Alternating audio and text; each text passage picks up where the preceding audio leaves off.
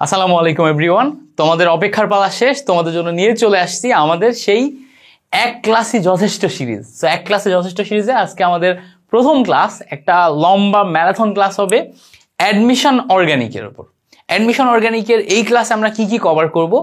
আমি admission অর্গানিকের total চ্যাপ্টারটা question bank solution করানোর পর অ্যানালাইসিস করে সমস্ত 7 স্টার টপিকগুলোকে অ্যানালাইসিস করছি এবং আমি এই চ্যাপ্টারের উপর 29টা খুবই ইম্পর্টেন্ট টপিক খুঁজে পাইছি। টোটাল 29টা 29, যেই 29টা সবচেয়ে ইম্পর্টেন্ট টপিক আমি খুঁজে পাইছি, ওই 29টা টপিক তোমাদেরকে আমি অ্যাডমিশন স্টাইলে এখন পড়াবো। সো তোমরা যারা অ্যাডমিশন স্টাইলে না পড়তে চাও, তোমরা এসএসসি স্টাইলে পড়তে মানে এইচএসসি ক্যান্ডিডেট আসো, সামনে এইচএসসি পরীক্ষা দিবা, তোমরা ক্লাসটা দেখতে পারো, উপকার হবে। এইটা মূলত সিকিউ এমসিকিউ স্টাইলের না, এটা হচ্ছে সিকিউ এমসিকিউ স্টাইলের না, এটা totally MCQ and short written base স্টাইলে পড়ানো। MCQ and short written base স্টাইলে পড়ানো। অনেক টপিকে আমরা অনেক ডিটেলস যাব না, একদম A to Z ডিটেলস দেখবো না, আমরা ওই টপিক থেকে কোশ্চেন প্যাটার্ন একদম খুঁজে বের করে নিয়ে আনবো যে এই টপিক থেকে প্রশ্নটা কি আসে, প্রশ্নের স্টাইলটা কি হয়, প্রশ্নের ওই স্টাইলটাকে আমরা ধরে ওই বেসিকটা বুঝে ওই প্রশ্নগুলো সলিউশন করার ট্রিক শিখে ওখানকার উদাহরণগুলো নিয়ে সামনে এগিয়ে যাব। সো এই ক্লাসটা যদি 4-5 ঘন্টা একটা ক্লাস হয়, ঠিক কতটুকু হবে জানি না, টোটাল 29টা পড়াইতে গেলে আমার কতটুকু সময় লাগবে সেটাও আমি জানি না। যদি 4-5 ঘন্টার একটা ক্লাস হয়, তুমি এখন দেখলে এটা ফুললি 1x স্পিডে একদম দেখে কমপ্লিট করবা, সুন্দর মতো নোট করে ফেলবা। আমি এই ক্লাসের নোটটা তোমাদের ডেসক্রিপশনে দিয়ে দিব। আর যদি তুমি পরীক্ষার আগে রিভিশন পারপাসে দেখো, এটা রিভিশনের জন্য অসাধারণ একটা ক্লাস হবে। সো রিভিশন পারপাসে পরীক্ষার আগে যদি দেখো, তাহলে 1.25 বা 1.5x স্পিডে দেখতে পারো। এর চেয়ে বেশি স্পিডে আবার দেখো না, তাহলে কিন্তু অনেক কিছু মিস আউট করে যেতে পারো। এবং এখানে আমি যেই পরিমাণ উদাহরণ তোমাকে প্র্যাকটিস করাবো, প্রত্যেকটা উদাহরণ মানে জিনিসটা খুবই ইম্পর্টেন্ট।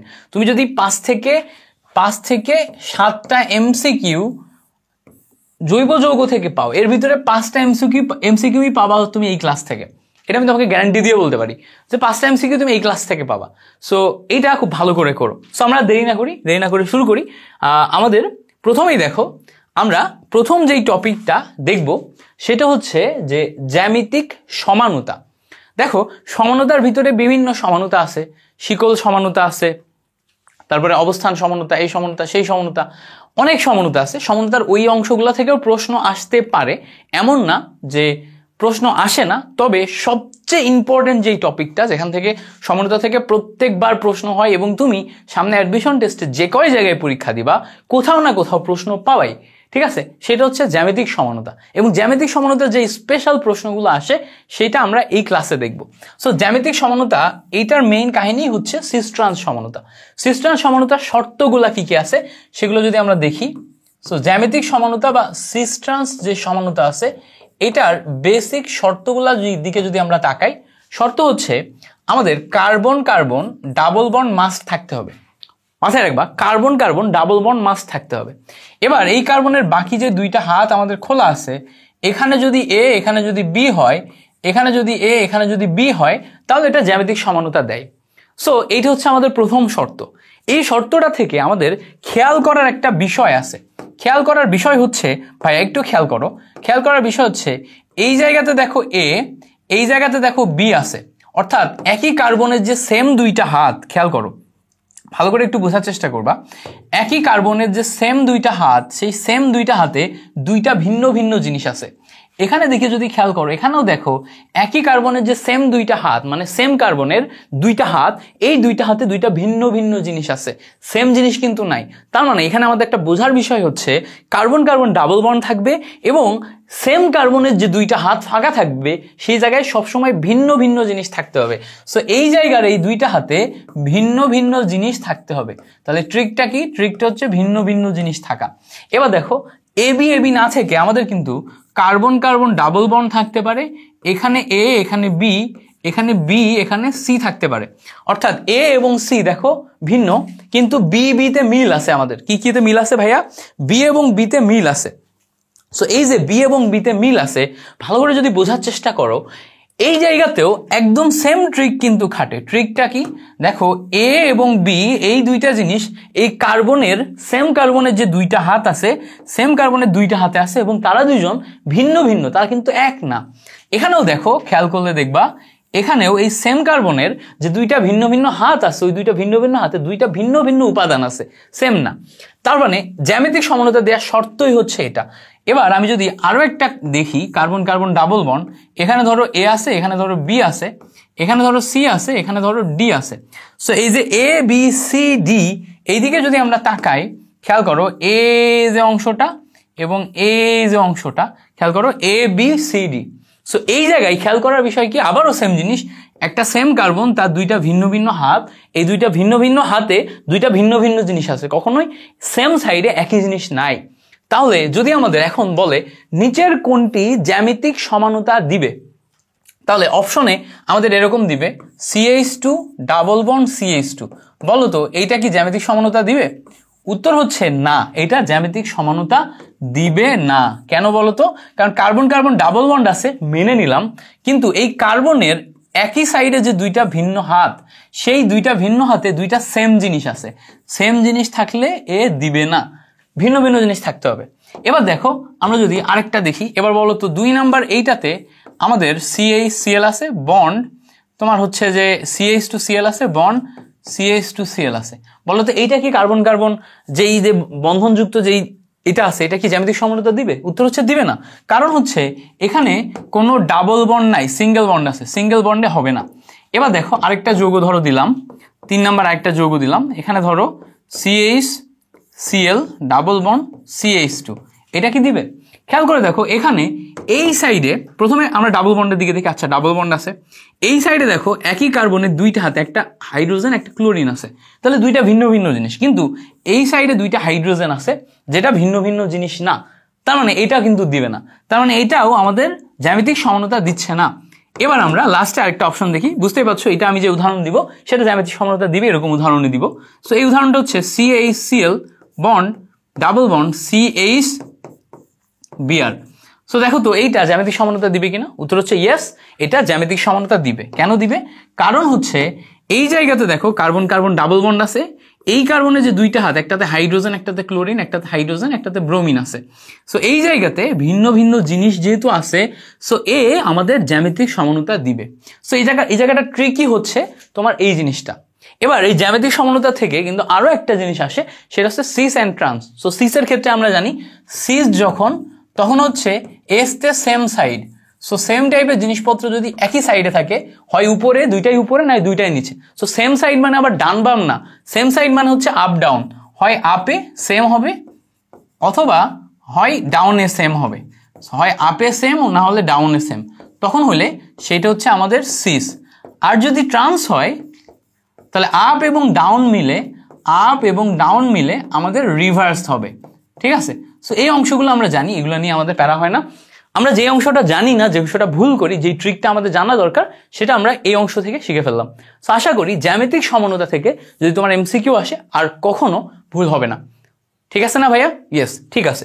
এবার আসো আমরা পরের ট্রিকটাতে যাই। পরের ট্রিকটা হচ্ছে আলোক সক্রিয় সমানতা। আলোক সমানতা থেকে প্রশ্ন কি আসে, আমরা জাস্ট সিম্পল প্রশ্নে যাব। প্রশ্নে হচ্ছে আলোক সক্রিয় সমানতা দেখানোর শর্ত হচ্ছে, প্রথম শর্তই হচ্ছে সে হইতে হবে কি, হইতে হবে হচ্ছে কাইরাল কার্বন। এটা হচ্ছে আমাদের প্রথম শর্ত। সো কাইরাল কার্বন বা হচ্ছে অপ্রতিসম কার্বন, এটাকে কি বলে? অপ্রতিসম কার্বন। সো এই যে কাইরাল কার্বন বা অপ্রতিসম কার্বন যে আছে, এই কার্বনের বৈশিষ্ট্য কি? একটা কার্বনের 4টা হাত আছে, সেই 4টা হাতে যদি 4টা ভিন্ন ভিন্ন জিনিস থাকে, তখন সেটাকে আমরা কাইরাল কার্বন বলি। সো ABCD 4 হাতে যদি 4টা ভিন্ন ভিন্ন জিনিস থাকে, তখন সেটাকে আমরা বলি হচ্ছে কাইরাল কার্বন। সো কোনো একটি যৌগের ভিতরে যদি কাইরাল কার্বন উপস্থিত থাকে, তাহলে সে আলোক সক্রিয় সমানতা দেয়। তাহলে আলোক সক্রিয় সমানতা দেয় কি দেয় না, এটা চেক করার উপায় কি? একটা যৌগে অনেক কিছু থাকতে পারে, তার ভিতর দেখতে হবে কাইরাল কার্বন আছে কিনা, মানে এমন কার্বন থাকতে হবে যেই কার্বনের 4 হাতে 4টা ভিন্ন ভিন্ন জিনিস আছে, যেই কার্বনের 4 হাতে 4টা ভিন্ন ভিন্ন জিনিস আছে। সো যদি আমরা এরকম কাউকে খুঁজে পাই, তাহলে সেই হচ্ছে আমাদের কাইরাল কার্বন এবং সে আলোক সক্রিয় সমানতা দেয়। সো 4 হাতে 4টা ভিন্ন ভিন্ন জিনিস। উদাহরণ যদি দেখি, কার্বন নিলাম, কার্বনের উপরে COOH আছে, এখানে CH3 আছে, এখানে OH আছে, এখানে H আছে। সো দেখো একটা কার্বন, সেই কার্বনে 4 হাতে 4টা ভিন্ন ভিন্ন জিনিস। সো সে এখানে আমাদের কাইরাল কার্বন বা অপ্রতিসম কার্বন, এবং সে আলোক সক্রিয় সমানুতা দেখায়। এবং এইটা দেখানোর চিহ্ন হচ্ছে স্টার চিহ্ন, স্টার দিয়ে বোঝায় একটা আলোক সক্রিয় সমানুতা দেখানো কাইরাল কার্বন যৌগ। সো ওইটা কাইরাল কার্বন, সেটা বোঝায়। এখন আমাদের প্রশ্ন বলবে যে নিচের কোনটি আলোক সক্রিয় সমানুতা দেখায়। সো নিচের কোনটি আলোক সক্রিয় সমানুতা দেখায়, এটা যদি আমাদের খুঁজে বের করতে হয়, ধরো একটা যৌগ দিছে CH3 CH2 CH Cl CH3, বলছে এই যৌগটা কি আলোক সক্রিয়, তোমাকে বলছে এই যৌগটা কি আলোক সক্রিয়। সো আমাদের এখানে খুঁজে বের করতে হবে যে কার্বনের যে 4টা হাত আছে, সেই 4টা হাতে সব কি সেম আছে না ভিন্ন ভিন্ন। সো প্রথম কথা আমরা খুঁজবো কিভাবে, আমরা প্রত্যেকটা কার্বনকে আলাদা আলাদাভাবে চেক করব। যেমন প্রথম কার্বন, এখানে দেখো 3টা হাইড্রোজেন আছে, 3টা হাইড্রোজেন কি প্রথম কার্বনের 3টা হাতে আছে। সো দেখো 3টা জিনিস সেম হয়ে গেছে, তাহলে এ তো আলোক সক্রিয় না, কারণ কাইরাল কার্বন না। এখানে দেখো কার্বনের 2টা হাতে 2টা হাইড্রোজেন আছে, সেম হয়ে গেছে, হইল না। এবার দেখো এই কার্বনটার একটা হাতে হাইড্রোজেন, একটা হাতে ক্লোরিন, একটা হাতে CH3 আর আরেকটা হাতে CH3CH2। খেয়াল করে দেখো এই হাতটাতে এইটা আছে না, এই টোটাল যৌগটা এই হাতে আছে, এই টোটাল যৌগটা এই হাতে আছে, আরেকটা হাতে হাইড্রোজেন, আরেকটা হাতে Cl আছে। সো তার মানে এই কার্বনের 4 হাতে 4টা ভিন্ন ভিন্ন জিনিস আছে, এই কার্বনের 4 হাতে 4টা ভিন্ন ভিন্ন জিনিস আছে। সো এই কার্বনের 4 হাতে 4টা ভিন্ন ভিন্ন জিনিস হয়, এই কিন্তু আমাদের কাইরাল কার্বন। এ হচ্ছে আমাদের কাইরাল কার্বন। সো এই যে কাইরাল কার্বন আমরা পাইলাম, তার মানে কি এই যৌগটা আমাদের আলোক সক্রিয় সমানুতা দিবে। তাহলে নিচের কোনটি আলোক সক্রিয় সমানুতা দেয়, যদি এই টাইপের প্রশ্ন আসে আমাদের খুঁজতে হবে কাইরাল কার্বন আছে কিনা। যদি কাইরাল কার্বন থাকে তাহলে সে আলোক সক্রিয় সমানুতা দেয়। সো আমরা কিন্তু সমানুতার ডিটেলস পড়তেছি না, আমরা সমানুতা থেকে যেই দুইটা স্পেসিফিক প্রশ্ন বারবার আসে আমরা সেই দুইটাই দেখতেছি। ঠিক আছে, আমরা সেই দুইটাই দেখতেছি। তাহলে এখানে কাইরাল কার্বন কে, এখানে কাইরাল কার্বন হচ্ছে এই স্পেসিফিক এই কার্বনটা। এবার দেখো আমরা যদি আরেকটা উদাহরণ দেখি, যেমন ধরো CH3 CHOH তারপরে CH3, বলছে এই যৌগে কোনো কাইরাল কার্বন আছে কিনা। তোমার দেখে মনে হবে আরে এই যৌগে তো কাইরাল কার্বন আছে, কি হইলো এটা, কাইরাল কার্বন আছে। দেখো এই সাইডে CH3 আছে, এই সাইডে OH আছে, এই দুইটা ভিন্ন ভিন্ন জিনিস দেখে তোমার কাইরাল কার্বন আছে বলে মনে হতে পারে, এটা একটা আলাদা জিনিস, এটা একটা আলাদা জিনিস। বাট প্রবলেম ইজ এই কার্বনের বাকি যে এই অংশটা আছে এবং এই অংশটা আছে, এই অংশে দেখো CH3 আছে, এই অংশে দেখো CH3 আছে কিনা বলো, CH3 আছে, CH3 আছে। এইটার সাথে এইটা সেম, দেখো দুইটা আলাদা আলাদা হাতে আছে, দুইটা সেম জিনিস, খেয়াল করছো দুইটা কি, দুইটা সেম জিনিস। এইটার সাথে এইটা সেম জিনিস, so same same. So same same যদি হয় তাহলে এই জায়গাতে কাইরাল কার্বন কি হয়েছে, হয় নাই। দুইটা হাত ভিন্ন ভিন্ন হলো, বাকি দুইটা হাত সেম হয়ে যাওয়ার কারণে এটা কাইরাল কার্বন হয় নাই। এবার দেখো যদি এরকম হতো CH3 bond CH2 bond CHCl bond CH2 bond CH2 bond CH3, এইটাতে কিন্তু এখন কাইরাল কার্বন তুমি খুঁজে পাচ্ছ। খেয়াল করে দেখো এইটা কাইরাল কার্বন নাই, কারণ 3টা জিনিস সেম। এইটাতে নাই, 2টা জিনিস সেম। এইটাতে দেখো খেয়াল করলে দেখবা এই অংশটা একটা হাত, এই অংশটা একটা হাত, এবং এই অংশ আর এই অংশ দুইটা ভিন্ন জিনিস। পরে দেখো এখানে একটা ক্লোরিন, এখানে একটা হাইড্রোজেন, তাহলে দেখো তো 4 হাতে 4টা ভিন্ন ভিন্ন জিনিস না। তার মানে এইটা কিন্তু আমাদের সেই কাঙ্ক্ষিত কাইরাল কার্বন। তার মানে এই যে রিভিশন ক্লাসটা আমরা দেখতেছি, এই রিভিশন ক্লাসে আমাদের দুইটা স্পেসিফিক সমানতা থেকে আসা প্রশ্নকে আমরা একদম বেসিক সহ আন্ডারস্ট্যান্ড করছি। এখন তুমি প্রশ্ন ব্যাংক খুলবা, খুলে দেখবা প্রশ্ন ব্যাংকে এই প্রশ্নগুলো আসছে কিনা। আই ক্যান গ্যারান্টি ইউ প্রশ্ন ব্যাংকে দেখবা যে যতগুলো সমানতা থেকে প্রশ্ন আসছে তার ভিতরে এই দুইটা টাইপই সবচেয়ে বেশি আসছে। আরেকটা প্রশ্ন তুমি পাবা, সেই প্রশ্নটা হচ্ছে মেসোযৌগের প্রশ্ন। সো আমি ওই প্রশ্নটা তোমাকে একটু লিখে দিই। দেখো প্রশ্নটা কি, প্রশ্নটা হচ্ছে মেসোযৌগ। সো মেসোযৌগ রিলেটেড প্রশ্ন বিভিন্ন জায়গায় বারবারই চলে আসতে দেখা যায়। সো এটাকে আমরা একটু লিখে দিই। দেখো কোন একটি যৌগ যদি এরকম হয়, সেই যৌগটা এরকম, একটা কার্বন আছে, উপরে COOH আছে, নিচে আরেকটা কার্বন, তার নিচে আরেকটা কার্বন, তার নিচে আরেকটা কার্বন, এবার উপরে দুইটা নিচে দুইটা, এখানে আবারও আমাদের COOH আছে। সো খেয়াল করলে দেখো উপরে COOH আর নিচে COOH সেম। এবার এই কার্বনের এই সাইডে H আছে, এখানে OH আছে, বুঝতে পারছো? এই সাইডে খেয়াল করে দেখো, এই সাইডে তোমার এইচ আছে, এখানে ওএইচ আছে। এবার এই ওএইচটার সাথে মিল রেখে এখানে ওএইচ আছে, এই এইচটার সাথে মিল রেখে এখানে এইচ আছে, এই এইচটার সাথে মিল রেখে এখানে এইচ আছে, এই ওএইচটার সাথে মিল রেখে এখানে ওএইচ আছে। এবার বলবা ভাইয়া এভাবে কেন লিখলেন? লেখার একটা কারণ আছে। এটা ধরো একটা পেপার, কিভাবে দেখাই, আমার এখানে পেপার আছে কি? ইয়েস, পেপার আছে। এটা ধরো একটা পেপার, এই পেপারটা যৌগ, হ্যাঁ, এই পেপারটা হচ্ছে এই যৌগ, ঠিক এইভাবে আছে। এখন এই পেপারটাকে তুমি যদি ফোল্ড করো, এভাবে ফোল্ড করো মাঝখান দিয়ে, করা সম্ভব? মাঝখান দিয়ে ফোল্ড করা সম্ভব? করলে দেখো তো এই পেপারটা দুইটা অংশ ভাগ হয়ে গেল না? এইটা একটা অংশ, এটা একটা অংশ, দুইটা অংশ, এটা একটা অংশ, এটা একটা অংশ, দুইটা অংশ ভাগ হয়ে গেল। এবার খেয়াল করে দেখো তো এই পেপারটা প্রথমে ইনিশিয়ালি এভাবে লম্বালম্বি ছিল, যখন আমি ভাগ করছি এই অংশটা যে এই অংশের উপর ওভারল্যাপ করলো না, এই অংশটা ঘুরে যে অংশের উপর ওভারল্যাপ করলো, পড়ে গেল। সো এখানেও তাই ঘটবে।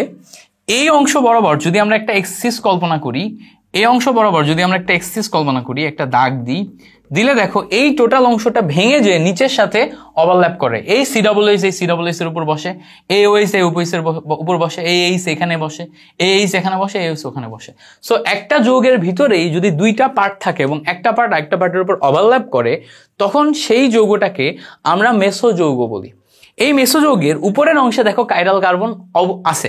কিভাবে কাইরাল কার্বন আছে খেয়াল করে দেখো, এই কার্বনটার দিকে তুমি তাকাও, এই কার্বনটার দিকে তুমি তাকাও, স্পেসিফিক ভাবে এই কার্বনটার দিকে তুমি তাকাও। এই কার্বন এই হাতে সি ডাবল এইচ, এই হাতে এইচ, এই হাতে ওএইচ। সো তিন হাতে তিনটা ভিন্ন যৌগ, এবং চতুর্থ হাতে তুমি খেয়াল করলে দেখবা এই টোটালটাই চতুর্থ নম্বর হাতে আছে। তো দেখো এই যে একটা লাভ চিহ্ন আঁকছি, এই লাভটাই দেখো চতুর্থ নাম্বার হাতে আছে। চার হাতে চারটা ভিন্ন ভিন্ন জিনিস আছে, তার মানে এটা কিন্তু একটা কাইরাল কার্বন। সেকেন্ড কার্বনটাও একটা কাইরাল কার্বন। খেয়াল করে দেখো এই অংশটা একটা ভিন্ন জিনিস, এখানে একটা ওএইচ, এখানে একটা এইচ, এই অংশটা আরেকটা ভিন্ন জিনিস। সো সেকেন্ডটাও আরেকটা কাইরাল কার্বন। সো দেখো প্রথম একটা, দ্বিতীয় একটা কাইরাল কার্বন, এখানে কিন্তু চারটা কাইরাল কার্বন আছে। সো উপরের অংশেও কাইরাল কার্বন আছে, নিচের অংশেও কাইরাল কার্বন আছে। অর্থাৎ এতগুলা কাইরাল কার্বন থাকার কারণে যৌগটা কিন্তু আলোক সক্রিয় হওয়ার কথা। কিন্তু এটা যেহেতু মেসো যৌগ, উপরের অংশ আর নিচের অংশ একটা আরেকটার উপর ওভারল্যাপ করে, ফলে উপরের অংশ এবং নিচের অংশ একটা আরেকটার বিপরীত দিকে আলোকে ঘুরায়। ফলে এখানে যখন আলো ঢুকে তখন এটা আসলে আলোকে নিষ্ক্রিয় করে দেয়। এ যদি প্লাস এল পরিমাণ তোমার আলোকে বাঁকায়, এ হচ্ছে তোমার প্লাস, এ যদি প্লাস ডি হয় এ হবে প্লাস এল, মানে এ যদি হচ্ছে প্লাস 2.24 ডিগ্রি ঘুরায়, এ ঘুরাবে হচ্ছে মাইনাস 2.24 ডিগ্রি, একটা আরেকটার বিপরীত। ফলে এ হবে কি আলোক নিষ্ক্রিয়। তাহলে মেসোযৌগের ক্ষেত্রে বৈশিষ্ট্য হচ্ছে মেসোযৌগ আলোক নিষ্ক্রিয় হয়, এটা একটা বৈশিষ্ট্য। এবং মেসোযৌগের ক্ষেত্রে আরেকটা বৈশিষ্ট্য হচ্ছে মেসোযৌগের ক্ষেত্রে মেসোযৌগ তোমার আলোক নিষ্ক্রিয় হয়। এবং মেসোযৌগের আরেকটা বৈশিষ্ট্য হচ্ছে মেসোযৌগ একটা আরেকটার উপর ওভারল্যাপ করে। সো এই দুইটা মাথায় রাখলে মেসোযৌগ থেকে যদি প্রশ্ন আসে তাহলে আশা করি তুমি পারবা। ওকে, এই পর্যন্ত আমাদের ক্লিয়ার হয়ে গেছে। এবার আসো পরবর্তী অংশে যাই। সো তোমরা আমার ম্যাক্সিমাম ক্ষেত্রেই গাইডলাইন ভিডিওসই বেশি দেখো, ক্লাস খুব কমই করো। এখন থেকে তোমরা আবার প্রচুর পরিমাণে ক্লাস করবা, কারণ প্রচুর ক্লাস নিব এখন থেকে তোমাদের প্রচুর পরিমাণে ফ্রি ক্লাস নিব। সো এই যে ফ্রি ক্লাসগুলো নিব তোমাদের, এই ফ্রি ক্লাসগুলো করার জন্য আমার এই যে তোমার হচ্ছে যে গ্রুপ ব্রেকিং কেমিস্ট্রি, এটাতে জয়েন করতে পারো, সবার ভিতরে এটা ছড়িয়ে দিতে পারো। তোমরা যত ছড়িয়ে দিবা তত আমার ভালো লাগবে। সবার ভিতরে পৌঁছায় গেলে আমার কাজ করার উদ্যম আরও বেশি বাড়বে। এবং ভাইয়ের ক্লাস যদি ভালো লেগে থাকে, যদি জেনুইনলি তোমাদের উপকারে আসে, তাহলেই সবার ভিতরে একটু ছড়িয়ে দিবা। একটু সবার ভিতরে ছড়িয়ে দিলে ওয়ার্ড অফ মাউথ হয়ে গেলে অনেক মানুষ উপকৃত হবে এবং আমার ভালো লাগবে যে আমার ক্লাসগুলো এত এত মানুষ দেখতেছে। সো চলো আমরা হচ্ছে পরের পার্টে যাই। পরের পার্ট হচ্ছে আমাদের কার্বনিয়াম আয়ন, কার্বন আয়ন এবং ফ্রি রেডিকাল, তিনটা পার্ট। সো আমরা এটাকে তিনটা পার্টকে নোট দেওয়ার জন্য আমরা তিনটা আলাদা আলাদা ভাগ করে নিব। সো তিনটা আলাদা আলাদা ভাগ করে নিলাম। প্রথমে আসি ফ্রি রেডিকাল নিয়ে। প্রথমে আমরা ফ্রি রেডিকাল নিয়ে কথাবার্তা বলি। সো ফ্রি রেডিকালের ক্ষেত্রে আমরা উপরে লিখলাম free radical. So free radical ব্যাপারটা হচ্ছে তুমি অলরেডি জানো যে যখন বন্ধন বিভাজন হয়, ধরো ক্লোরিন ক্লোরিন বন্ধন, এর বিভাজন করব। সো বিভাজনের সময় মাঝখান থেকে যদি সুষমভাবে ভাঙে, তাহলে এই ক্লোরিন ভেঙে যে তার মাঝখানে দুইটা ইলেকট্রনকে, একটা ক্লোরিন একটা নেয়, আরেকটা ক্লোরিন আরেকটা নেয়। সো একটা ক্লোরিন আরেকটা ক্লোরিন আরেকটা নিয়ে যদি আলাদা আলাদা হয়ে যায়, তখন সেটাকে আমরা বলি হচ্ছে ফ্রি রেডিকাল। তাহলে এই দুইটা হচ্ছে আমাদের ক্লোরিন ফ্রি রেডিকাল। সো এই যে ক্লোরিন ফ্রি রেডিকাল আছে, এই ক্লোরিন ফ্রি রেডিকাল অত্যন্ত সক্রিয়, স্বল্পস্থায়ী এবং বিক্রিয়ায় দ্রুত অংশগ্রহণ করে। তাহলে এর কিছু বৈশিষ্ট্য আছে। বৈশিষ্ট্য কি? তোমার হচ্ছে সক্রিয় প্লাস স্বল্প স্থায়ী। ঠিক আছে, এবং দ্রুত বিক্রিয়ায় অংশগ্রহণ করে। মেইনলি আমাদের ফ্রি রেডিকাল থেকে প্রশ্ন যেটা আসে সেটা হচ্ছে ফ্রি রেডিকালের সক্রিয়তার ক্রম কি, ফ্রি রেডিকালের তোমার হচ্ছে স্থায়িত্বের ক্রম কি। সো ফ্রি রেডিকাল এবং কার্বন তোমার হচ্ছে ক্যাটায়ন, ফ্রি রেডিকাল এবং ক্যাটায়ন তাদের ক্ষেত্রে ক্রম দুইটা সেম। সো মাথায় রাখবা ফ্রি রেডিকাল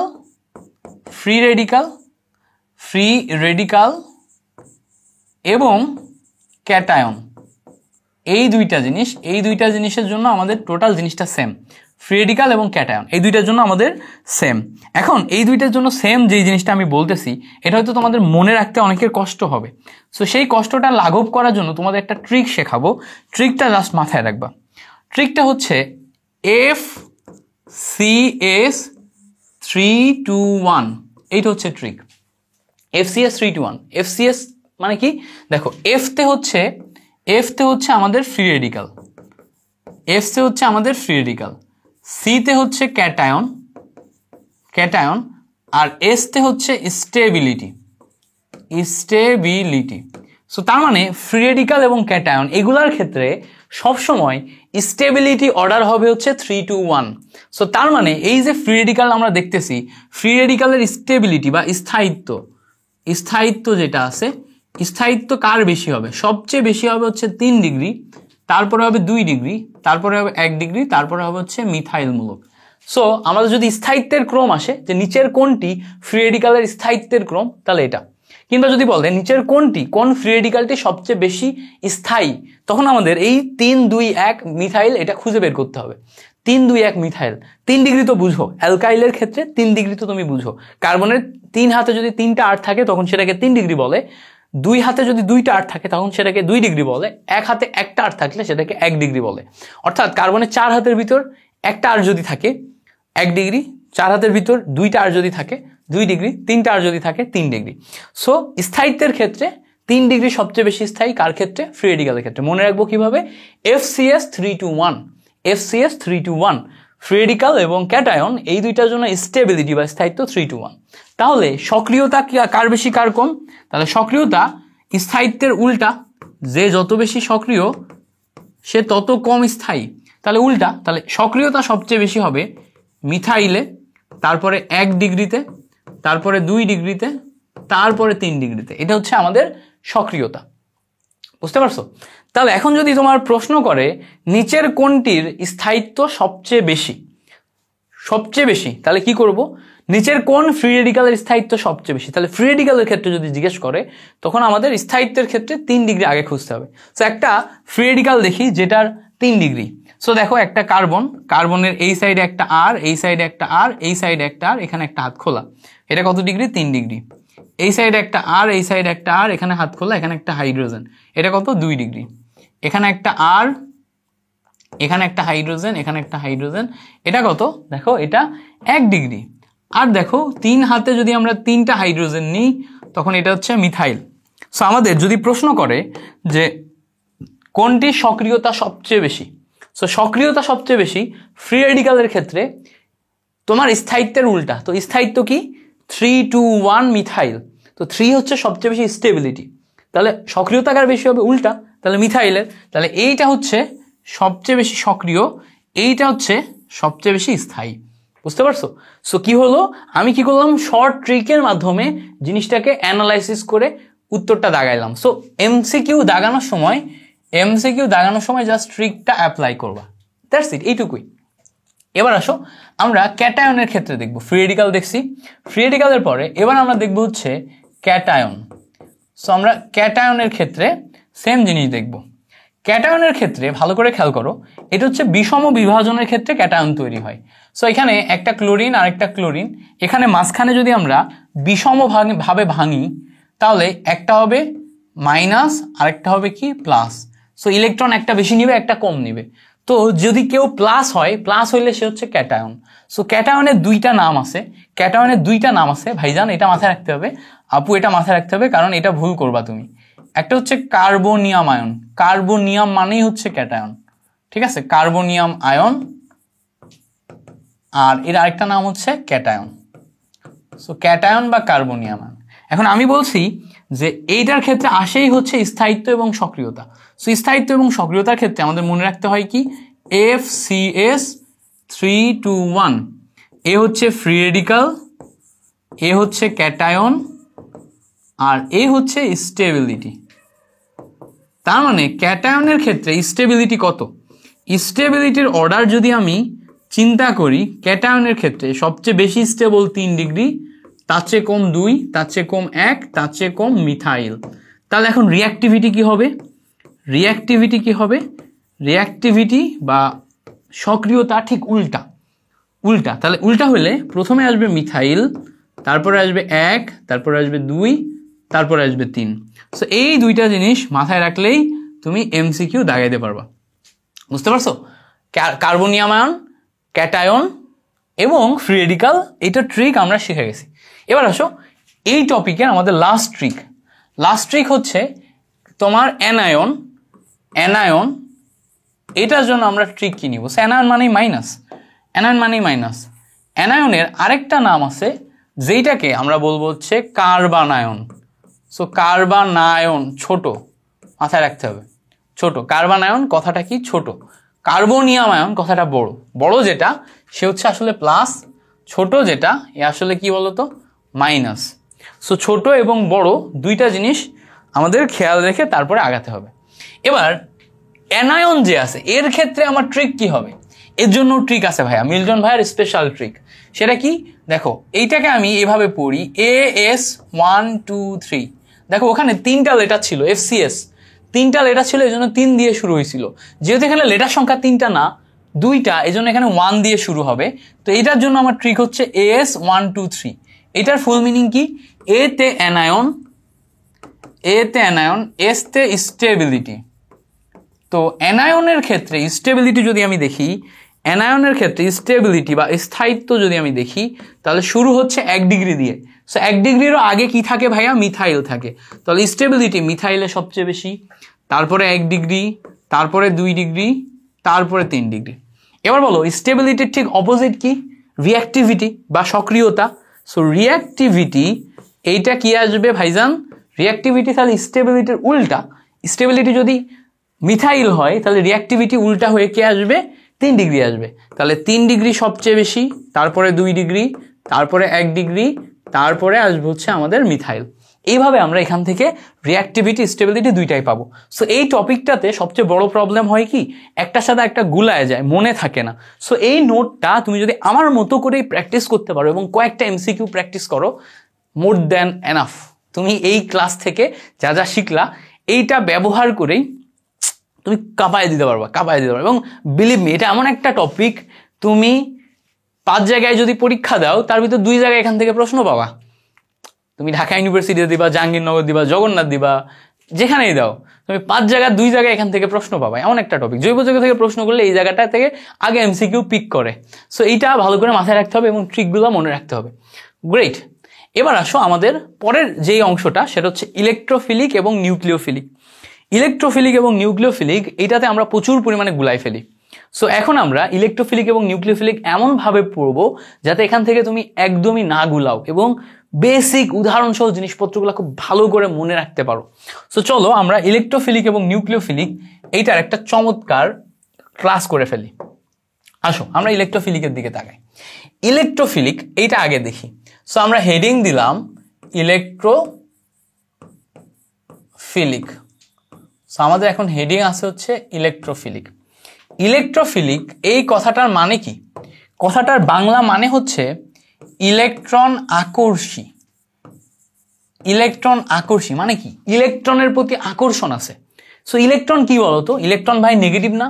সো নেগেটিভের প্রতি আকর্ষণ আছে। সো ধরো আমার নেগেটিভের প্রতি আকর্ষণ আছে, তাহলে আমি নিজে কি?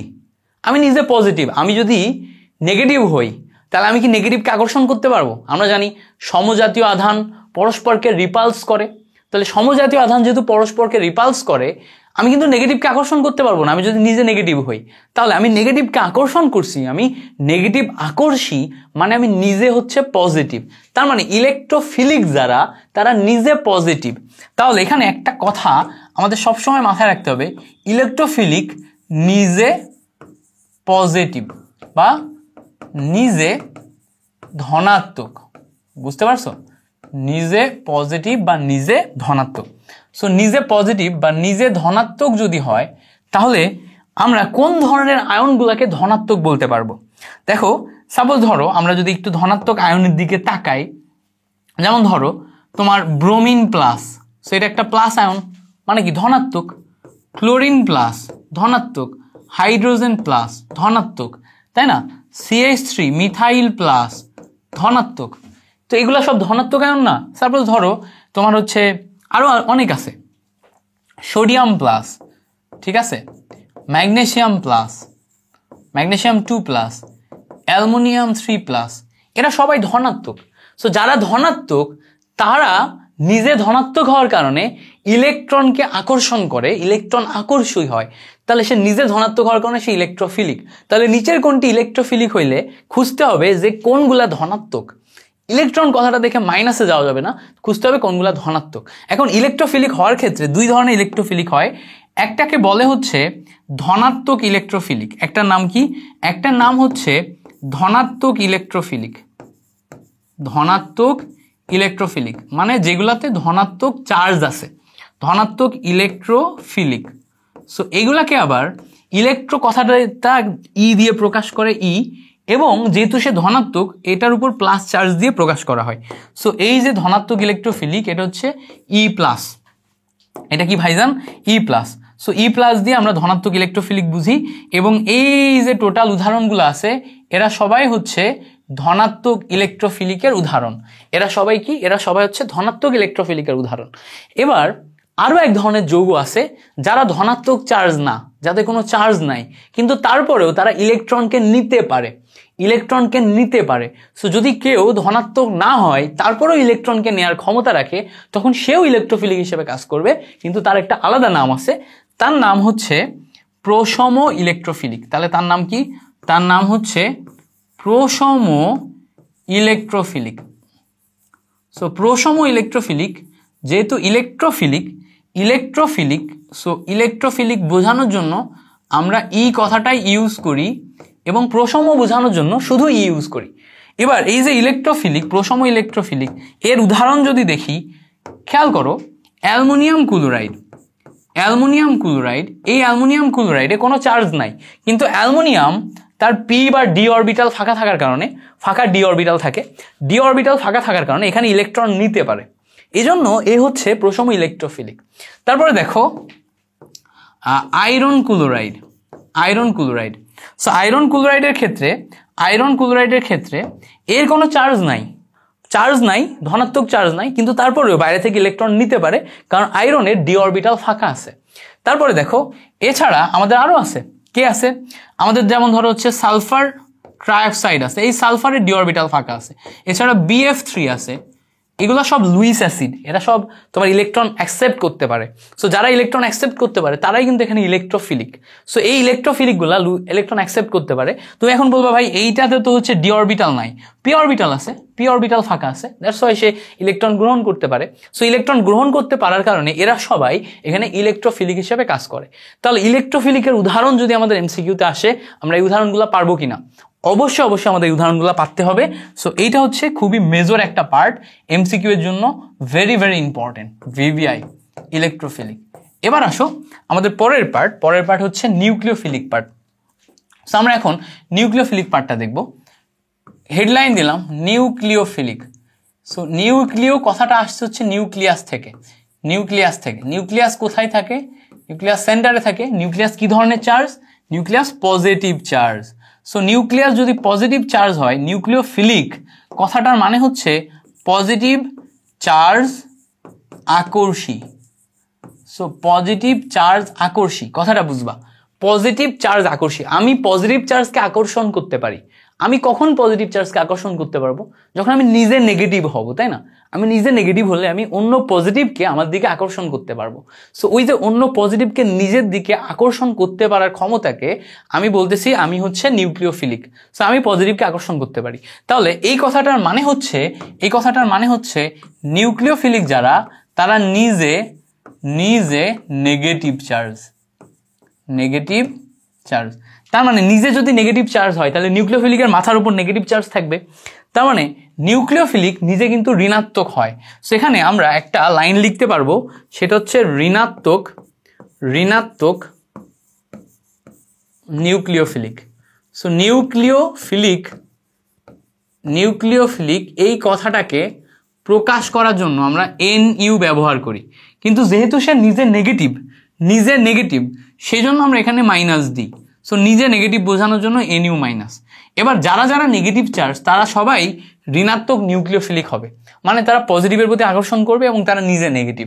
সো যারা নেগেটিভ কারা, যেমন ব্রোমিন নিজে নেগেটিভ হতে পারে, ক্লোরিন নিজে নেগেটিভ হতে পারে, তারপরে হচ্ছে তোমার সায়ানাইড মাইনাস নেগেটিভ হতে পারে, হাইড্রক্সিল মাইনাস নেগেটিভ হতে পারে, তারপর হচ্ছে NO2 নাইট্রো মাইনাস নেগেটিভ হতে পারে, SO4 মাইনাস নেগেটিভ হতে পারে। অসংখ্য উদাহরণ আছে এরকম নেগেটিভ চার্জে যারা নিজে নেগেটিভ। সো নিজে যদি নেগেটিভ হয় তাহলে তারা পজিটিভের প্রতি আকর্ষণ করবে, আর পজিটিভের প্রতি যদি আকর্ষণ করে তাহলে তারা হচ্ছে ঋণাত্মক নিউক্লিওফিলিক। এবার কিছু চার্জ এরকম থাকবে যাদের কোনো চার্জ নাই, কিছু যৌগ এরকম থাকবে যাদের কোনো চার্জ নাই, কিন্তু তারা নিউক্লিয়াসকে আকর্ষণ করতে পারে, কারণ তাদের কাছে এক্সট্রা ইলেকট্রন আছে। তাদের কাছে কি আছে? এক্সট্রা ইলেকট্রন আছে। সো এক্সট্রা ইলেকট্রন যুক্ত এরকম কিছু যৌগ যদি আমরা দেখি, যেমন ধরো এক্সট্রা ইলেকট্রন যুক্ত এরকম যৌগ যেমন হচ্ছে আচ্ছা উদাহরণ দেখাই। যেমন ধরো এক্সট্রা ইলেকট্রন যৌগ এরকম যৌগ NH2 অ্যামিন। সো অ্যামিনের উপর এক জোড়া মুক্তজোড় ইলেকট্রন আছে, এই মুক্তজোড় ইলেকট্রন একটা পজিটিভ চার্জকে দিতে পারে, ঠিক আছে। তারপরে NH3 অ্যামোনিয়ার উপর এক জোড়া মুক্তজোড় ইলেকট্রন আছে। তারপরে H2O পানির উপর দুই জোড়া মুক্তজোড় ইলেকট্রন আছে। সো এই ইলেকট্রনগুলোকে অন্যকে দিতে পারে। সো অন্যকে দিতে পারলে তারা সবাই কি বলতো, তারা পজিটিভ চার্জকে আকর্ষণ করতে পারবে, কারণ তাদের কাছে ইলেকট্রন আছে। এই জন্য এরা সবাই নিউক্লিওফিলিক, কিন্তু এরা হচ্ছে প্রশম নিউক্লিওফিলিক। তাহলে এদের এখানে তুমি লিখে নিবা প্রশম নিউক্লিওফিলিক, ঠিক আছে। সো প্রশম নিউক্লিওফিলিককে শুধু NU দিয়ে প্রকাশ করা হয়। সো এই টাইপের উদাহরণগুলো আমাদের মনে রাখতে হবে। এছাড়া অ্যালকোহলে ROH থাকে, এই অক্সিজেনের উপর তোমার মুক্তজোড় ইলেকট্রন থাকে, এজন্য এটাও কিন্তু আমাদের প্রশম কি বলতো নিউক্লিওফিলিক। সো আশা করি এই জায়গাতে প্রত্যেকটা জিনিস আমাদের ক্লিয়ার হয়ে গেছে, আমাদের এই জায়গাটা একদম ক্লিয়ার, এবং এই জায়গা থেকে যদি MCQ আসে আমরা পারবো। এই এক স্লাইডের ভিতর থেকেই তুমি MCQ পাবা, গ্যারান্টেড MCQ পাবা, গ্যারান্টেড। সো ক্লাসটা অসাধারণ হবে, এবং এই ক্লাসের নোট নিয়ে ক্যালকুলেশন, এই ক্লাসের নোট নিয়ে অনেক কিছু করলে তুমি অনেক কিছু জানতে পারবা, শিখতে পারবা। এবার দেখো আমাদের বেনজিন বলয় সক্রিয়কারী এবং নিষ্ক্রিয়কারীমূলক দুইটা পার্ট আছে। বেনজিন বলয় সক্রিয়কারী এবং নিষ্ক্রিয়কারীমূলক দুইটা পার্ট আছে, খুবই ভালো করে পড়তে হবে ভাইজান, কারণ এই জায়গা থেকেও আমাদের MCQ আসবে এবং প্রত্যেকবারই দেখা যায়। সো অ্যানালাইসিস করলে দেখবা এই 29টা টপিকের ভিতর থেকেই MCQ আসতেছে ঘুরে ফিরে। সো ভালো করে এটা দেখে নাও। দেখো বেনজিন বলয় প্রথমে আসে হচ্ছে সক্রিয়কারীমূলক কারা। সক্রিয়কারীমূলক তুমি আগে থেকেই জানো, সক্রিয়কারীমূলক হচ্ছে অর্থপ্যারা নির্দেশকমূলক, নিষ্ক্রিয়কারীমূলক হচ্ছে মেটা নির্দেশকমূলক। কেন এবং কারণ সহ আমরা এখন এখানে ব্যাখ্যা করব, বাট তার আগে আমরা একটু দেখি বেনজিন বলয় সক্রিয়কারীমূলক কারা। দেখো বেনজিন বলয় সক্রিয়কারীমূলক মানে হচ্ছে এই যে বেনজিন, এই বেনজিন বলয়ের ভিতরে আমাদের যে বন্ডগুলো আছে, এখানে সাপোজ ধরো ডাবল, সিঙ্গেল, ডাবল। এবার এখানে যদি যেই যৌগটা আছে এই উপরে বলয়ের উপরে এখানে যে যৌগ আছে, সেই যৌগ যদি বেনজিন বলয়ের ভিতরে ইলেকট্রন দান করতে পারে তাহলে সে সক্রিয়কারীমূলক। তাহলে ইলেকট্রন ই বেনজিন বলয়ে বেনজিনে দান, ঠিক আছে। সো বেনজিনে যদি দান হয় তাহলে সে কি, সে হচ্ছে সক্রিয়কারীমূলক। সো এটাকে কঠিন করে পড়ানো যায়, সহজ করে পড়ানো যায়। XY দিয়ে কঠিন করে পড়ানো যায়। এখানে একটা X দিব, তারপর এখানে একটা Y দিব, এবার বলবো এর ইলেকট্রন নেগেটিভিটি বেশি, এর কম, এর অমক, এর তমক, তুই কঠিন করে পড়াবো না। কঠিন করে পড়াবো না, আমি হচ্ছে সহজ টিচার, তোমাদেরকে সহজ করে পড়াবো। তোমাদের নিজেদের বড় ভাই, তোমরা এমন ভাবে শিখবা যাতে মনে থাকে। এখানে যেই যৌগগুলা থাকবে, এই যৌগগুলাতে যদি মাথায় রাখবা সিঙ্গেল বন্ড থাকে, তাহলে ম্যাক্সিমাম ক্ষেত্রেই তারা বেনজিন বলয়ে ইলেকট্রন দান করতে পারবে। সো সিঙ্গেল বন্ড থাকলে তারা যদি বেনজিন বলয়ে ইলেকট্রন দান করতে পারে, তাহলে সেই সিঙ্গেল বলয়যুক্ত যৌগ ইলেকট্রন দান করার কারণে, ঠিক আছে, সিঙ্গেল বন্ড যদি থাকে দান করার কারণে এরা সবাই বেনজিন বলয় সক্রিয়কারী গ্রুপ। সো বেনজিন বলয় ইলেকট্রন দান করলে এই পজিশনে ইলেকট্রন দান হয়, এই পজিশনে ইলেকট্রন দান হয়, এই পজিশনে ইলেকট্রন দান হয়। এটা হচ্ছে অর্থ পজিশন, এটা হচ্ছে মেটা পজিশন, এটা প্যারা পজিশন, এটা মেটা পজিশন, এটা হচ্ছে অর্থ পজিশন। তাহলে ইলেকট্রন যখন দান করবে তারা অর্থ এবং প্যারা অবস্থানে ইলেকট্রনের ঘনত্ব বাড়াই দিবে, ফলে অর্থ এবং প্যারা অবস্থানটা সক্রিয় হয়ে যাবে। এই জন্য এই সক্রিয়কারী মূলক যারা আছে এদেরকে অর্থ প্যারা নির্দেশকও বলে। কি বলে? অর্থ প্যারা নির্দেশক। অর্থাৎ সক্রিয়কারী গ্রুপ যদি থাকে তাহলে অর্থ এবং প্যারা অবস্থানে অন্যান্য মূলক এসে বারবার বসবে। সো আমরা যদি একটু উদাহরণ দেখি কারা কারা বেনজিন বলয় সক্রিয়কারী গ্রুপ। যেমন দেখো, বেনজিন বলয়ের উপর যদি তুমি কখনো CH3 নাও, সো CH3-তে খেয়াল করো, CH3-তে কোনো ডাবল বন্ড নাই, সিঙ্গেল বন্ড আছে। সো CH3 মূলকের যে ইলেকট্রনটা আছে সে বেনজিন বলয়ের ভিতরে ঢুকায় দেয়। সো ঢুকায় দেওয়ার কারণে এর এই অর্থ এবং প্যারা পজিশন, অর্থ এবং এই প্যারা পজিশন, এই তিনটা পজিশন অ্যাক্টিভ হয়। সো এরা হচ্ছে বেনজিন বলয় সক্রিয়কারী, কিংবা এটাকে অর্থ প্যারা বলা হয়, অর্থ প্যারা নির্দেশক। ঠিক আছে, এইটাকে অর্থ প্যারা নির্দেশকও বলা হয়। এরকম আরো উদাহরণ আছে, একটা উদাহরণ তো না ভাইয়া, অনেক উদাহরণ আছে। যেমন দেখো, বেনজিনের উপর আমরা যদি ক্লোরিন বসাই, ক্লোরিন তার ইলেকট্রনকে বেনজিন বলয়ে দিয়ে দিতে পারে। সো বেনজিন বলয়ে দিয়ে দিলে আবারও বেনজিন বলয়ের অর্থ এবং প্যারা পজিশন সক্রিয় হবে। সো এটা অর্থ প্যারা নির্দেশক। বুঝতে পারছো? আচ্ছা, বেনজিনের উপর যদি তুমি OH নাও তখন এটাকে বলা হচ্ছে ফেনল। ফেনলের ক্ষেত্রেও তুমি যখন ভিতরে দিবা তখন ইলেকট্রন ভিতরে চলে যাবে, বেনজিন বলয়ের ভিতরে চলে যাবে, এবং ভিতরে চলে গেলে তারা অর্থ এবং প্যারা পজিশনকে সক্রিয় করবে। সো অর্থ এবং প্যারা পজিশনকে সক্রিয় করার কারণে এরা কিন্তু অর্থ প্যারা নির্দেশক হবে। সেম ভাবে বেনজিনের উপর NH2 যদি থাকে, NH2-তে এই নাইট্রোজেনের উপরে যে ইলেকট্রন আছে সেই ইলেকট্রন বেনজিন বলয়ের ভিতরে ঢুকাই দিবে। সো সেই ইলেকট্রন বেনজিন বলয়ের ভিতরে ঢুকাই দিলে তাহলে এই বেনজিন বলয় আমাদের কি হবে ভাইয়া? সক্রিয় হয়ে যাবে। সো বেনজিন বলয় সক্রিয় হয়ে গেলে এটা আবারও তোমার অর্থ প্যারা নির্দেশক গ্রুপ। সো এইগুলো হচ্ছে এক একটা অর্থ প্যারা নির্দেশক গ্রুপ। আরো অনেক থাকতে পারে, যেমন এটা আমি হচ্ছে টোলুইন নিছি, এটা ক্লোরোবেনজিন নিছি, এটা ফেনল নিছি, এটা অ্যানিলিন নিছি, সবচেয়ে পপুলার গুলো দেখাই দিছি। এরা সবাই কি? অর্থ প্যারা নির্দেশক গ্রুপ। সো অর্থ প্যারা নির্দেশক গ্রুপের কাজ কি? অর্থ প্যারা নির্দেশক গ্রুপ বা বেনজিন বলয় সক্রিয়কারী গ্রুপের কাজ হচ্ছে বেনজিনের বলয়ের ভিতর ইলেকট্রন ঢোকায় দেয়া, দিয়ে অর্থ এবং প্যারা অবস্থানে ইলেকট্রন ঘনত্ব বাড়ায় দেয়া, ফলে অন্য কেউ এসে যখন বসবে তখন তারা অর্থ এবং প্যারা পজিশনে এসেই বসবে। উদাহরণ হিসেবে আমি যদি একটু দেখাই, সাপোজ ধরো কোথাও একটা ফেনল আছে, সো এই ফেনলের উপরে যেহেতু OH আছে, এর সাথে তুমি সাপোজ ধরো ক্লোরিন যোগ করলা, ঠিক আছে, ড্রাই অ্যালুমিনিয়াম ক্লোরাইডের উপস্থিতিতে। সো এই যে ক্লোরিন তুমি যোগ করলা, এই ক্লোরিন যে কোথায় বসবে?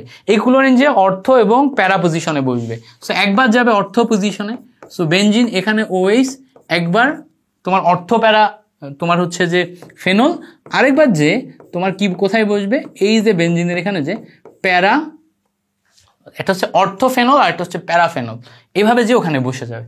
ঠিক আছে, বিক্রিয়ার একদম বেসিক। এবার আসো আমরা যদি একটু নিষ্ক্রিয়কারী মূলক দেখি যে কারা বেনজিন বলয়কে নিষ্ক্রিয় করতে পারে।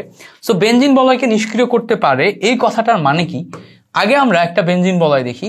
বেনজিন বলয় নিষ্ক্রিয় করার মানে হচ্ছে এখানে যেই double bond, single bond, double বন্ডের যে ফর্মেশন থাকে, এখানে এমন একটা গ্রুপ থাকবে যারা বেনজিন বলয় থেকে ইলেকট্রন নিজের দিকে টেনে নিবে। সো এখানে ইলেকট্রন বেনজিনে দান, বা এটাকে বলা হচ্ছে ডোনেটিং গ্রুপ, এটাকে বলা হচ্ছে ডোনেটিং গ্রুপ DG। এইটাকে বলা হচ্ছে তোমার ইলেকট্রন হচ্ছে উইথড্রয়িং গ্রুপ,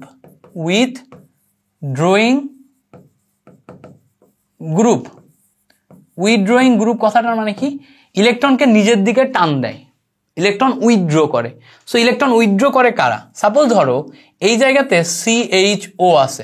সো CHO থাকলে খেয়াল করে দেখো এখানে কার্বন এবং অক্সিজেন ডাবল বন্ড আছে, কার্বন অক্সিজেন ডাবল বন্ড আছে, এখানে একটা হাইড্রোজেন আছে।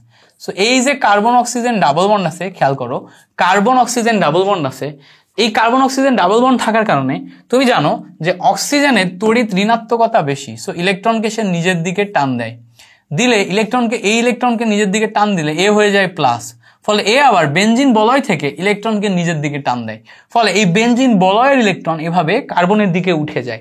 সো এই জায়গা থেকে উঠে গেলে কি হয়? এই যে তোমার অর্থ পজিশন এবং প্যারা পজিশন আছে না, এই তিনটা পজিশন থেকে ইলেকট্রন উপরে উঠে যায়। উঠে যাওয়ার কারণে অটোমেটিক মেটা পজিশনে যে ইলেকট্রনগুলো ছিল সেই ইলেকট্রন অন্য জায়গার থেকে বেশি হয়ে যায়। সো অন্য জায়গা থেকে বেশি হয়ে গেলে এ এখন হয়ে যাবে কি অ্যাক্টিভ। সো এ যদি এখন অ্যাক্টিভ হয়ে যায় তার মানে মেটা পজিশন এখন অ্যাক্টিভ। সো যখনই আমরা উইথড্রয়িং গ্রুপ নিব অটোমেটিক সে আসলে হচ্ছে মেটা নির্দেশক হবে, এম বা মেটা নির্দেশক হবে। কারণ কি মেটা নির্দেশক হওয়ার কারণ হচ্ছে মেটা পজিশনে এখন ইলেকট্রন বেশি। সো এইটা চেনার একটা একমাত্র সুন্দর উপায় হচ্ছে এখানে কার্বন কার্বন ডাবল বন্ড কিংবা কার্বন কার্বন ট্রিপল বন্ড থাকবে।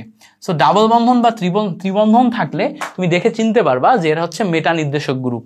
কয়েকটা উদাহরণ দেখি। যেমন দেখো বেনজিনের উপর যদি আমাদের সিএন থাকে, সায়ানাইড মানে কি এখানে ত্রিবন্ধন আছে, ত্রিবন্ধন হলে ইলেকট্রনকে নিজের দিকে টান দিবে, নাইট্রোজেন নিজের দিকে টান দিলে ইলেকট্রন উপরে উঠে যাবে। সো তখন আমাদের এই মেটা নির্দেশক হবে, মেটা পজিশন হবে কি অ্যাক্টিভ। মেটা পজিশন মানে কোন পজিশন বলো তো? ঠিক এই পজিশন হবে অ্যাক্টিভ। বাইরে থেকে কেউ আসলে এখানে এসে বসবে, বুঝতে পারছো? আচ্ছা, এবার দেখো বেনজিনের উপর যদি তুমি নাইট্রো NO2 দাও, NO2 দেওয়া মানে কি nitrogen double bond oxygen. So oxygen double bond করে আছে, অক্সিজেন ইলেকট্রনকে নিজের দিকে টানতে পারবে। ডাবল বন্ড থাকা মানে ইলেকট্রনকে টানা, পাই বন্ধন ভাঙা। সো নিজের দিকে টানলে ইলেকট্রন উঠে যাবে, উঠে যে এই যে মেটা পজিশন এইগুলাতে বেশি হবে। সো এটা আবারও অ্যাক্টিভ হয়ে যাবে। এবার দেখো নাইট্রো গ্রুপের পরে এবার তুমি যদি এখানে COOH গ্রুপ নাও, এবার বলবা ভাই এখানে ডাবল বন্ড কই আছে? এখানে তো ডাবল বন্ড নাই। ব্রো এখানে ডাবল বন্ড আছে, দেখো তোমাকে আমি দেখাচ্ছি, এখানে ডাবল বন্ড আছে। দেখো এই কার্বনের ডাবল বন্ড অক্সিজেন আছে আর এখানে দেখো OH আছে। সো এই যে কার্বন ডাবল বন্ড অক্সিজেন পার্টটা আছে, এই পার্টটাই এই অক্সিজেন ইলেকট্রনকে নিজের দিকে টানবে, বলয় থেকে ইলেকট্রন উপরে উঠে যাবে। সো এইখানে দেখো সায়ানাইড, নাইট্রো, এইটা। তারপরে আরেকটা উদাহরণ আমি আগে লিখছি, বেনজিনের উপর CHO, অ্যালডিহাইড। এইটা থাকলে তোমার হচ্ছে সবাই বেনজিন বলয় থেকে ইলেকট্রন নিজের দিকে টেনে নেয়। সো টেনে নিলে এটাকে আমরা উইথড্রয়িং গ্রুপ বলি, আমরা এটাকে মেটা নির্দেশক বলি, আমরা এটাকে নিষ্ক্রিয়কারীমূলক বলি। সো যেটাই আমরা বলি, যেই নামেই দিই, এই উদাহরণগুলো যদি আমি মনে রাখি তাহলে এখান থেকে একটা MCQ পাবো, MCQ আমি ইজিলি দাগাইতে পারবো। সো MCQ এর জন্য মাস্ট, MCQ মাস্ট, ঠিক আছে? MCQ মাস্ট, পারবা না? অবশ্যই অবশ্যই পারতে হবে। গ্রেট, আমরা অলরেডি 7টা পড়ে ফেলছি। এবার আসো, আমাদের এখানে টলুইন, ফেনল এবং অ্যানিলিন তিনটার বিক্রিয়া আছে। সো তিনটার কি কি বিক্রিয়া আছে যেগুলো আমাদের পড়তে হবে? তিনটার অনেকগুলো বিক্রিয়া আছে যেগুলো আমি তোমাকে এখন দেখাবো, জাস্ট সংক্ষেপে দেখাবো, ডিটেল দেখাবো না ভাইজান, সংক্ষেপে দেখাবো, ডিটেল দেখাবো না। সো সংক্ষেপে দেখানো বলতে কি বুঝাচ্ছি, আমি আগে এটা খুলে নিই, নাহলে আমার বোর্ডটা উল্টাপাল্টা কাজ করা শুরু করবে না। সো সংক্ষেপে দেখাবো বলতে কি বুঝাচ্ছি, এখানে যখন আমাদের এই যে যৌগগুলো আসবে সামনে, তখন এর ডিটেল বিক্রিয়াগুলা করা সম্ভব। আমি শুধুমাত্র সাপোজ টলুইনেরটা দেখাই দিব, ফেনল এবং অ্যানিলিন তুমি একা একাই পারবা, কিন্তু এই বিক্রিয়াগুলো তোমাকে বুঝে বুঝে করতে হবে। এই বিক্রিয়াগুলো হইলে যাতে কোনোভাবে ভুল না হয়। সো প্রথমত দেখো একটা বিক্রিয়া দেখো, আমরা প্রথমে টলুইন নিলাম, টলুইন মানে উপরে CH3 আছে। টলুইনকে যদি আমরা তোমার ড্রাই অ্যালুমিনিয়াম ক্লোরাইডের উপস্থিতিতে ক্লোরিনেশন করি, মানে ক্লোরিন যোগ করি, তাহলে কি ঘটবে? দেখো এই জায়গাতে বোঝার চেষ্টা করবা, CH3 মানে সিঙ্গেল বন্ডের একটা যৌগ, মানে এখানে সবগুলা বন্ড সিঙ্গেল। সো সিঙ্গেল বন্ডের যদি যৌগ হয় ভাইজান, এখানে তো এরা অর্থপ্যারা নির্দেশক, এরা তো আর মেটা নির্দেশক না, অর্থপ্যারা নির্দেশক হলে এই ক্লোরিন একবার অর্থ পজিশনে যাবে, এই পজিশন একবার প্যারা পজিশনে যাবে। সো আমাদের যখন যৌগ তৈরি হবে তখন টলুইনের ওপরে দেখো, উপরে টলুইন, একবার অর্থক্লোরোটলুইন, আরেকবার অ্যান্সার হিসেবে আসবে হচ্ছে প্যারাক্লোরোটলুইন। সো টলুইনের CH3 আরেকটা কোন পজিশনে যাবে? প্যারা পজিশনে যাবে। সো এই হচ্ছে আমাদের একটা বিক্রিয়া।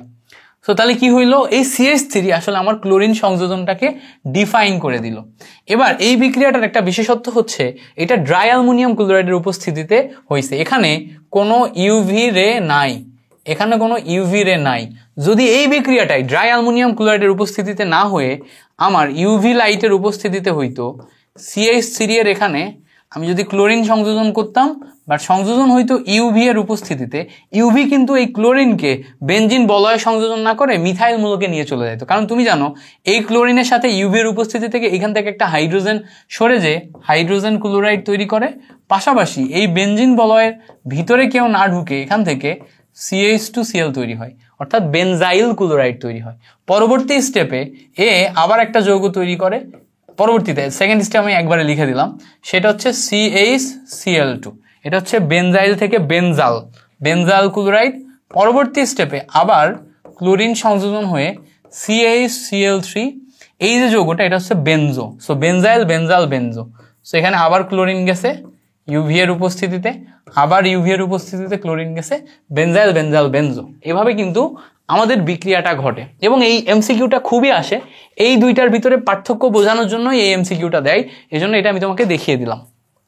এরপরে আসো, এই সেম বিক্রিয়া আমাদের কিভাবে ঘটবে? আমাদের এইভাবে ঘটতে পারে, দেখো টলুইনের এই বিক্রিয়াটাই, দেখো আমরা প্রথমে টলুইন নিলাম, এই বিক্রিয়াটাও আসে, তিনটাই সেম ক্যাটাগরির বিক্রিয়া। টলুইন নিলাম, এর সাথে আমরা যখন বিক্রিয়া করিয়েছি, বিক্রিয়া করানোর সময় আমরা এখানে ক্লোরিন নিব এবং ড্রাই অ্যালুমিনিয়াম ক্লোরাইড নিব, কিন্তু এই ড্রাই অ্যালুমিনিয়াম ক্লোরাইডের পরিমাণ হবে অতিরিক্ত। সো আমি যদি অতিরিক্ত পরিমাণে ড্রাই অ্যালুমিনিয়াম ক্লোরাইড নিই, বুঝবো আমার কথা, অতিরিক্ত পরিমাণে ড্রাই অ্যালুমিনিয়াম ক্লোরাইড নিই, তাহলে অতিরিক্ত ড্রাই অ্যালুমিনিয়াম ক্লোরাইড আসলে এখন এই জায়গাতে বিক্রিয়া করে আর অর্থপ্যারা পজিশনে ক্লোরিনকে না বসায় অতিরিক্ত হওয়ার কারণে এই জায়গাতে ক্লোরিন যে বসবে হচ্ছে তোমার টলুইনের মেটা পজিশনে। তাহলে কি ঘটে দেখো, এইটাই যখন আমরা অতিরিক্ত পরিমাণে ড্রাই অ্যালুমিনিয়াম ক্লোরাইডের উপস্থিতিতে বিক্রিয়া করাই, তখন মেটা পজিশনে যে বিক্রিয়া করে, কোন পজিশনে যে? মেটা পজিশনে যে। আচ্ছা, এবার মেটা পজিশনে যে বিক্রিয়াটা করলো, আরো বিক্রিয়া দেখি। দেখো এই জায়গাতে আমরা যদি আরেকটা বিক্রিয়া দেখি, বেনজিনের উপর CH3 আছে, টলুইন, এর সাথে যদি আমরা অ্যাসাইল ক্লোরাইডের বিক্রিয়া করাই, CH3COCl, কিসের উপস্থিতিতে? ওই ড্রাই অ্যালুমিনিয়াম ক্লোরাইডের উপস্থিতিতে। অ্যাসাইল ক্লোরাইডের বিক্রিয়া করাইলে এখান থেকে H আর এখান থেকে Cl উঠে যায়, আর COCH3 কোথায় বসবে? একবার অর্থ পজিশনে, একবার মেটা পজিশনে বসবে, প্যারা পজিশনে বসবে। সো অর্থ পজিশনে বসলে খেয়াল করো, এই জায়গায় বেনজিন আছে, এর সাথে COCH3 অর্থ পজিশনে বসবে, আরেকবার তুমি প্যারা পজিশনে বসাবা। এইভাবে আমাদের এই বিক্রিয়াগুলো ঘটে।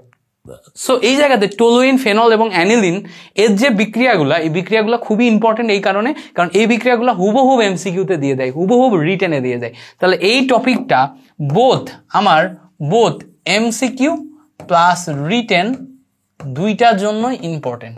এবার শুধু কি এই কয়টা বিক্রিয়া? উত্তর হচ্ছে না, আরো বিক্রিয়া আছে। আমি একটা এক্সট্রা পেজ নিয়ে দেখাই। যেমন ধরো আমাদের টলুইনের, আমরা যদি টলুইন নিলাম, নিয়ে যদি বেসিকে নাইট্রেশন করি, HNO3 এর উপস্থিতিতে নাইট্রেশন করি সালফিউরিক অ্যাসিডের উপস্থিতিতে, তাহলে বিক্রিয়া শেষে কিন্তু নাইট্রোবেনজিন তৈরি করবে। নাইট্রোবেনজিন তৈরি করলে নাইট্রোটলুইন তৈরি করবে, টলুইন থাকবে, এখানে থাকবে হচ্ছে নাইট্রো যৌগ। সো এটা হচ্ছে অর্থ পজিশনে। আরেকটা আসবে হচ্ছে, যেহেতু এটা CH3 মূলক, তাহলে কি আসবে? এ অর্থ এবং প্যারা পজিশনে দিবে। সো একটা হচ্ছে অর্থ নাইট্রোটলুইন, একটা আসবে হচ্ছে প্যারা নাইট্রোটলুইন, এটা একটা গেল। এবার সেম এই টলুইন তুমি দেখো আরেকটা বিক্রিয়া করাও টলুইনের উপরে, এবার নাইট্রো না করে সালফোনেশন করো, মানে সালফিউরিক অ্যাসিডের সাথে বিক্রিয়া করাও। এখানেও তুমি মাধ্যম হিসাবে সালফিউরিক অ্যাসিড নাও, সালফিউরিক অ্যাসিডের সাথে বিক্রিয়া করালে দেখো অর্থ সালফো টলুইন আসবে, উপরে CH3, এখানে SO3H, সো সালফোনেশন হয়েছে। এবার এইটাই অর্থর জায়গায় এখন কোন পজিশনে যাবে?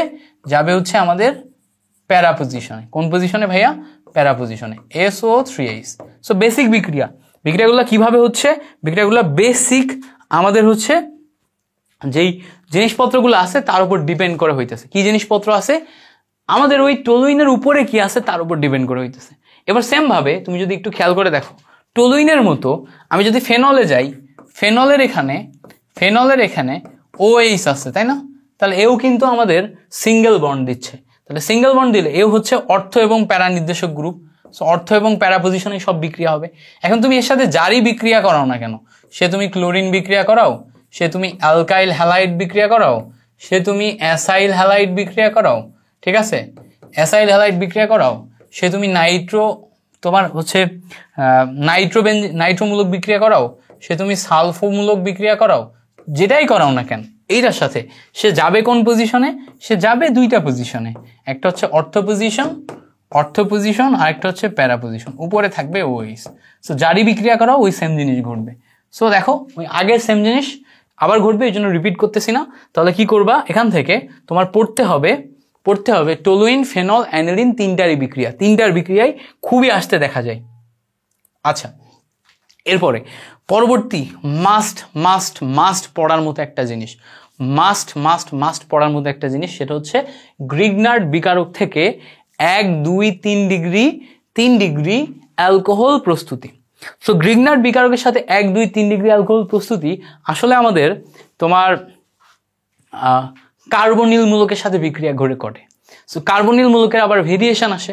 সো ভেরিয়েশনগুলো আমরা একটু দেখার চেষ্টা করি। দেখো, আমরা যদি একটা বেসিক কার্বনিল মূলক দেখার চেষ্টা করি, বেসিক কার্বনিল মূলক হচ্ছে কার্বন ডাবল বন্ড অক্সিজেন। এই কার্বন ডাবল বন্ড অক্সিজেনের দেখো আবার দুইটা হাত থাকে। সো এই দুইটা হাতে আমরা অনেক কিছু বসাইতে পারি। কি বসাইতে পারি? দেখো, আমরা দুইটা হাতেই দুইটা হাইড্রোজেন বসাইতে পারি। আবার এমন করতে পারি, কার্বন ডাবল বন্ড অক্সিজেনের এক হাতে হাইড্রোজেন, এক হাতে আর বসাইতে পারি। কার্বন ডাবল বন্ড অক্সিজেনের দুই হাতে আর বসাইতে পারি। এইটা হচ্ছে প্রবাবল তিনটা ভেরিয়েশন। এই তিনটা ভেরিয়েশনে খেয়াল করলে দেখবা এইটা হচ্ছে একটা অ্যালডিহাইড, এটা হচ্ছে একটা অ্যালডিহাইড এবং এটা হচ্ছে সবচেয়ে ছোট অ্যালডিহাইড। সবচেয়ে ছোট অ্যালডিহাইডকে আমরা বলি হচ্ছে ফর্মালডিহাইড, সবচেয়ে ছোট অ্যালডিহাইড। এবার এটা খেয়াল করো, এটাও একটা অ্যালডিহাইড, বাট এটা ফর্মালডিহাইডের চেয়ে বড় অ্যালডিহাইড। এই জন্য এটাকে আমরা অ্যালডিহাইড শ্রেণী বলতে পারি। এটাকে আমরা যে কোনো অ্যালডিহাইড বানাইতে পারবো, ইচ্ছা করলে এটাকে আমরা ফর্মালডিহাইডও বানাইতে পারবো। বুঝতে পারছো? সো এটা হচ্ছে বড় একটা অ্যালডিহাইড বা যে কোনো একটা অ্যালডিহাইড শ্রেণী। আর এটা কি? এটা হচ্ছে একটা কিটোন শ্রেণী। এটা একটা কিটোন শ্রেণী। এবার প্রথমে এমসিকিউ ট্রিকটা মুখস্থ করো, তারপরে আমি ডিটেল করে দেখাবো। এমসিকিউ ট্রিক মুখস্থ করো। তুমি যদি ফর্মালডিহাইডের সাথে RMGX এর বিক্রিয়া করাও, তখন তুমি এখান থেকে 1 ডিগ্রি অ্যালকোহল পাবা। তুমি যদি যে কোনো অ্যালডিহাইডের সাথে RMGX এর বিক্রিয়া করাও, ঠিক আছে, এখান থেকে তুমি 2 ডিগ্রি অ্যালকোহল পাবা। এমসিকিউ ট্রিক, তুমি যদি যে কোনো কিটোনের সাথে বিক্রিয়া করাও RMGX, তখন তুমি এখান থেকে 3 ডিগ্রি অ্যালকোহল পাবা। এবার বলবা ভাইয়া এইটাই বিক্রিয়া না করায় ছোট্ট করে বুঝাই দেন কেমনে হয়। দেখো, বিক্রিয়া না করায় আগে ছোট্ট করে বুঝাই। এখানে দেখো কোনো আর নাই, এখানে দেখো একটা আর আছে। সো এই একটা আর এসে এই কার্বনের এখানে যদি বসে যায়, খেয়াল করো, এই একটা আর যদি এই কার্বনের এখানে বসে যায়, তাহলে এটার কারণে এ তৈরি করতেছে 1 ডিগ্রি অ্যালকোহল। এটা যে এখানে বসতেছে 1 ডিগ্রি অ্যালকোহল। এখানে খেয়াল করো দুইটা আর আছে, তার সাথে এখান থেকে একটা আর যদি এখানে এসে বসে যায়, তাহলে এখান থেকে তৈরি করে 2 ডিগ্রি অ্যালকোহল, কারণ আগে একটা ছিল পরে একটা, দুইটা মিলে দুইটা। এখানে দেখো অলরেডি দুইটা আর আছে, পরে এখান থেকে আরেকটা আর এসে যদি এই জায়গায় বসে যায়, তাহলে এখান থেকে টোটাল মিলে 3টা আর তৈরি হয়। এখান থেকে আমরা পাই হচ্ছে 3 ডিগ্রি অ্যালকোহল। সো এইভাবে 1, 2, 3 ডিগ্রি অ্যালকোহল পাওয়া যায়। এখন আমরা একটা বেসিক বিক্রিয়া দেখব, বিক্রিয়া কিভাবে হয়, কারণ এটা এমসিকিউ প্লাস রিটেন বোধ দুইটার জন্য গুরুত্বপূর্ণ। কিসের জন্য? এমসিকিউ প্লাস রিটেন বোর্ড দুইটার জন্যই গুরুত্বপূর্ণ। সো আমরা একটা রিটেনের জন্য বিক্রিয়া করে দেখব। সো দেখো, আমাদের এখানে HC ডাবল বন্ড O, এখানে HO আছে। এই হচ্ছে আমাদের বেসিক ফর্মালডিহাইড। এই ফর্মালডিহাইডের সাথে যদি আমরা একটা তোমার গ্রিগনার্ড বিকারক নিই, গ্রিগনার্ড বিকারক মানে RMGX, আর এর ভ্যালু হচ্ছে CH3, সাথে আমরা MgX এর জায়গায় Cl নিলাম। খেয়াল করো, এই জায়গায় যে MgX পার্ট আছে, এই MgX পার্ট দেখে তোমার মনে হবে আচ্ছা ঠিক আছে, ক্লোরিন হচ্ছে মাইনাস, এই অংশটা প্লাস, কারণ ক্লোরিন সবসময় মাইনাস হয়। কিন্তু ব্যাপারটা সেটা না। এই জায়গাতে সবসময় এই CH3 হয় মাইনাস আর MgCl হয় প্লাস। এটা হচ্ছে পার্ট, মাথায় রাখতে হবে। RMGX এটাই হচ্ছে ব্যতিক্রম, গ্রিগনার্ড বিকারক এটাই ব্যতিক্রম, এবং এর জন্যই বিজ্ঞানী গ্রিগনার্ড কিন্তু নোবেল প্রাইজ পাইছে। সো খেয়াল করে দেখো, সো এই যে CH3 MgCl, এই জায়গার এই যে CH3, এই CH3 মাইনাস হবে, এবং এই জায়গাতে অক্সিজেন এবং কার্বন ডাবল বন্ডের ভিতরে অক্সিজেন মাইনাস কার্বন প্লাস। এবার এই মাইনাস যাবে এই প্লাসের কাছে, আর এই প্লাস যাবে এই মাইনাসের কাছে, যাওয়ার পরে এখানে একটা বিক্রিয়া ঘটবে। বিক্রিয়াটা কেমন ভালো করে খেয়াল করো। এইচ নিলাম, কার্বন নিলাম, নিচে হাইড্রোজেন নিলাম, এখানে অক্সিজেন, অক্সিজেনের কাছে যাচ্ছে হচ্ছে MgCl, সো MgCl বসাই দিলাম, আর CH3 যাচ্ছে উপরে, CH3 বসাই দিলাম। এই CH3টা কি বলতো ভাইয়া? এই CH3টা একটা আর না, এটা একটা আর হওয়ার কারণে, খেয়াল করো, এটা একটা আর হওয়ার কারণে, এইটা একটা আর হওয়ার কারণে, এটা একটা আর হওয়ার কারণে এটা কিন্তু 1 ডিগ্রি অ্যালকোহল। এখন অ্যালকোহল হয় নাই, পরের স্টেজে, এখানে যে পরের স্টেজে কি হবে, এখান থেকে তুমি যখন পানি দিবা, পানি দিলে এই পানির এটা প্লাস এটা মাইনাস, সো এই অংশটা কি ছিল বলো তো? এই অংশটা ছিল মাইনাস, সো এই মাইনাসের কাছে যাবে হচ্ছে তোমার, এই অংশটা ছিল হচ্ছে আমাদের প্লাস, এই অংশটা ছিল প্লাস, এই প্লাসের কাছে যাবে হচ্ছে আমার মাইনাস, আর এই মাইনাসের কাছে যাবে হচ্ছে আমার প্লাস। তাহলে যাওয়ার পরে পরের অংশে এসে কার্বন বসবে, নিচে হাইড্রোজেন, এখানে হাইড্রোজেন, এখানে OH, আর এখানে CH3, আর ওই জায়গাতে উৎপাদ হিসেবে দেখো MgOHCl তৈরি হয়। সো এইটা হচ্ছে আমাদের বিক্রিয়া সিস্টেম। সেম ভাবে তুমি এই বিক্রিয়াটা 2 ডিগ্রির জন্য করতে পারবা, 3 ডিগ্রির জন্য করতে পারবা। সো 2 ডিগ্রির জন্য করলে মানে হচ্ছে তুমি 2 ডিগ্রি না, অ্যালডিহাইডের জন্য করলে 2 ডিগ্রি অ্যালকোহল পাবা, কিটোনের জন্য করলে 3 ডিগ্রি অ্যালকোহল পাবা। সো এটা ছিল হচ্ছে আমাদের খুবই গুরুত্বপূর্ণ গ্রিগনার বিকারক থেকে 1, 2, 3 ডিগ্রি অ্যালকোহল প্রস্তুতির একটা চমৎকার বিক্রিয়া। সো আশা করি আমরা এই জিনিসটা পারবো। টানা অনেকক্ষণ ধরে পড়াচ্ছি, একটু ছোট্ট করে রেস্ট নিব, রেস্ট নিয়ে তারপরে হচ্ছে তোমাদের সাথে বাকি বিক্রিয়াগুলো দেখাবো। সো আমরা এখন যেটা দেখবো সেটা হচ্ছে শনাক্তকারী বিক্রিয়া সমূহ। শনাক্তকারী বিক্রিয়া সমূহ কেন ইম্পর্টেন্ট? তুমি যদি তোমার হচ্ছে varsity question bank, engineering question bank এগুলো একটা অ্যানালাইসিস করো, এর ভিতরে দেখবা শনাক্তকারী বিক্রিয়া থেকে কোশ্চেন একটা না একটা আসেই। টোটাল জৈব যৌগে 7 থেকে 8টা শনাক্তকারী বিক্রিয়া আছে, সেই 7 থেকে 8টা শনাক্তকারী বিক্রিয়ার ভিতর থেকে প্রশ্ন আসবেই আসবে, মাস্ট। সো প্রত্যেকটা শনাক্তকারী বিক্রিয়াগুলোকে আমাদের আগে সুন্দর মতো স্টেপ বাই স্টেপ পড়ে ফেলতে হবে।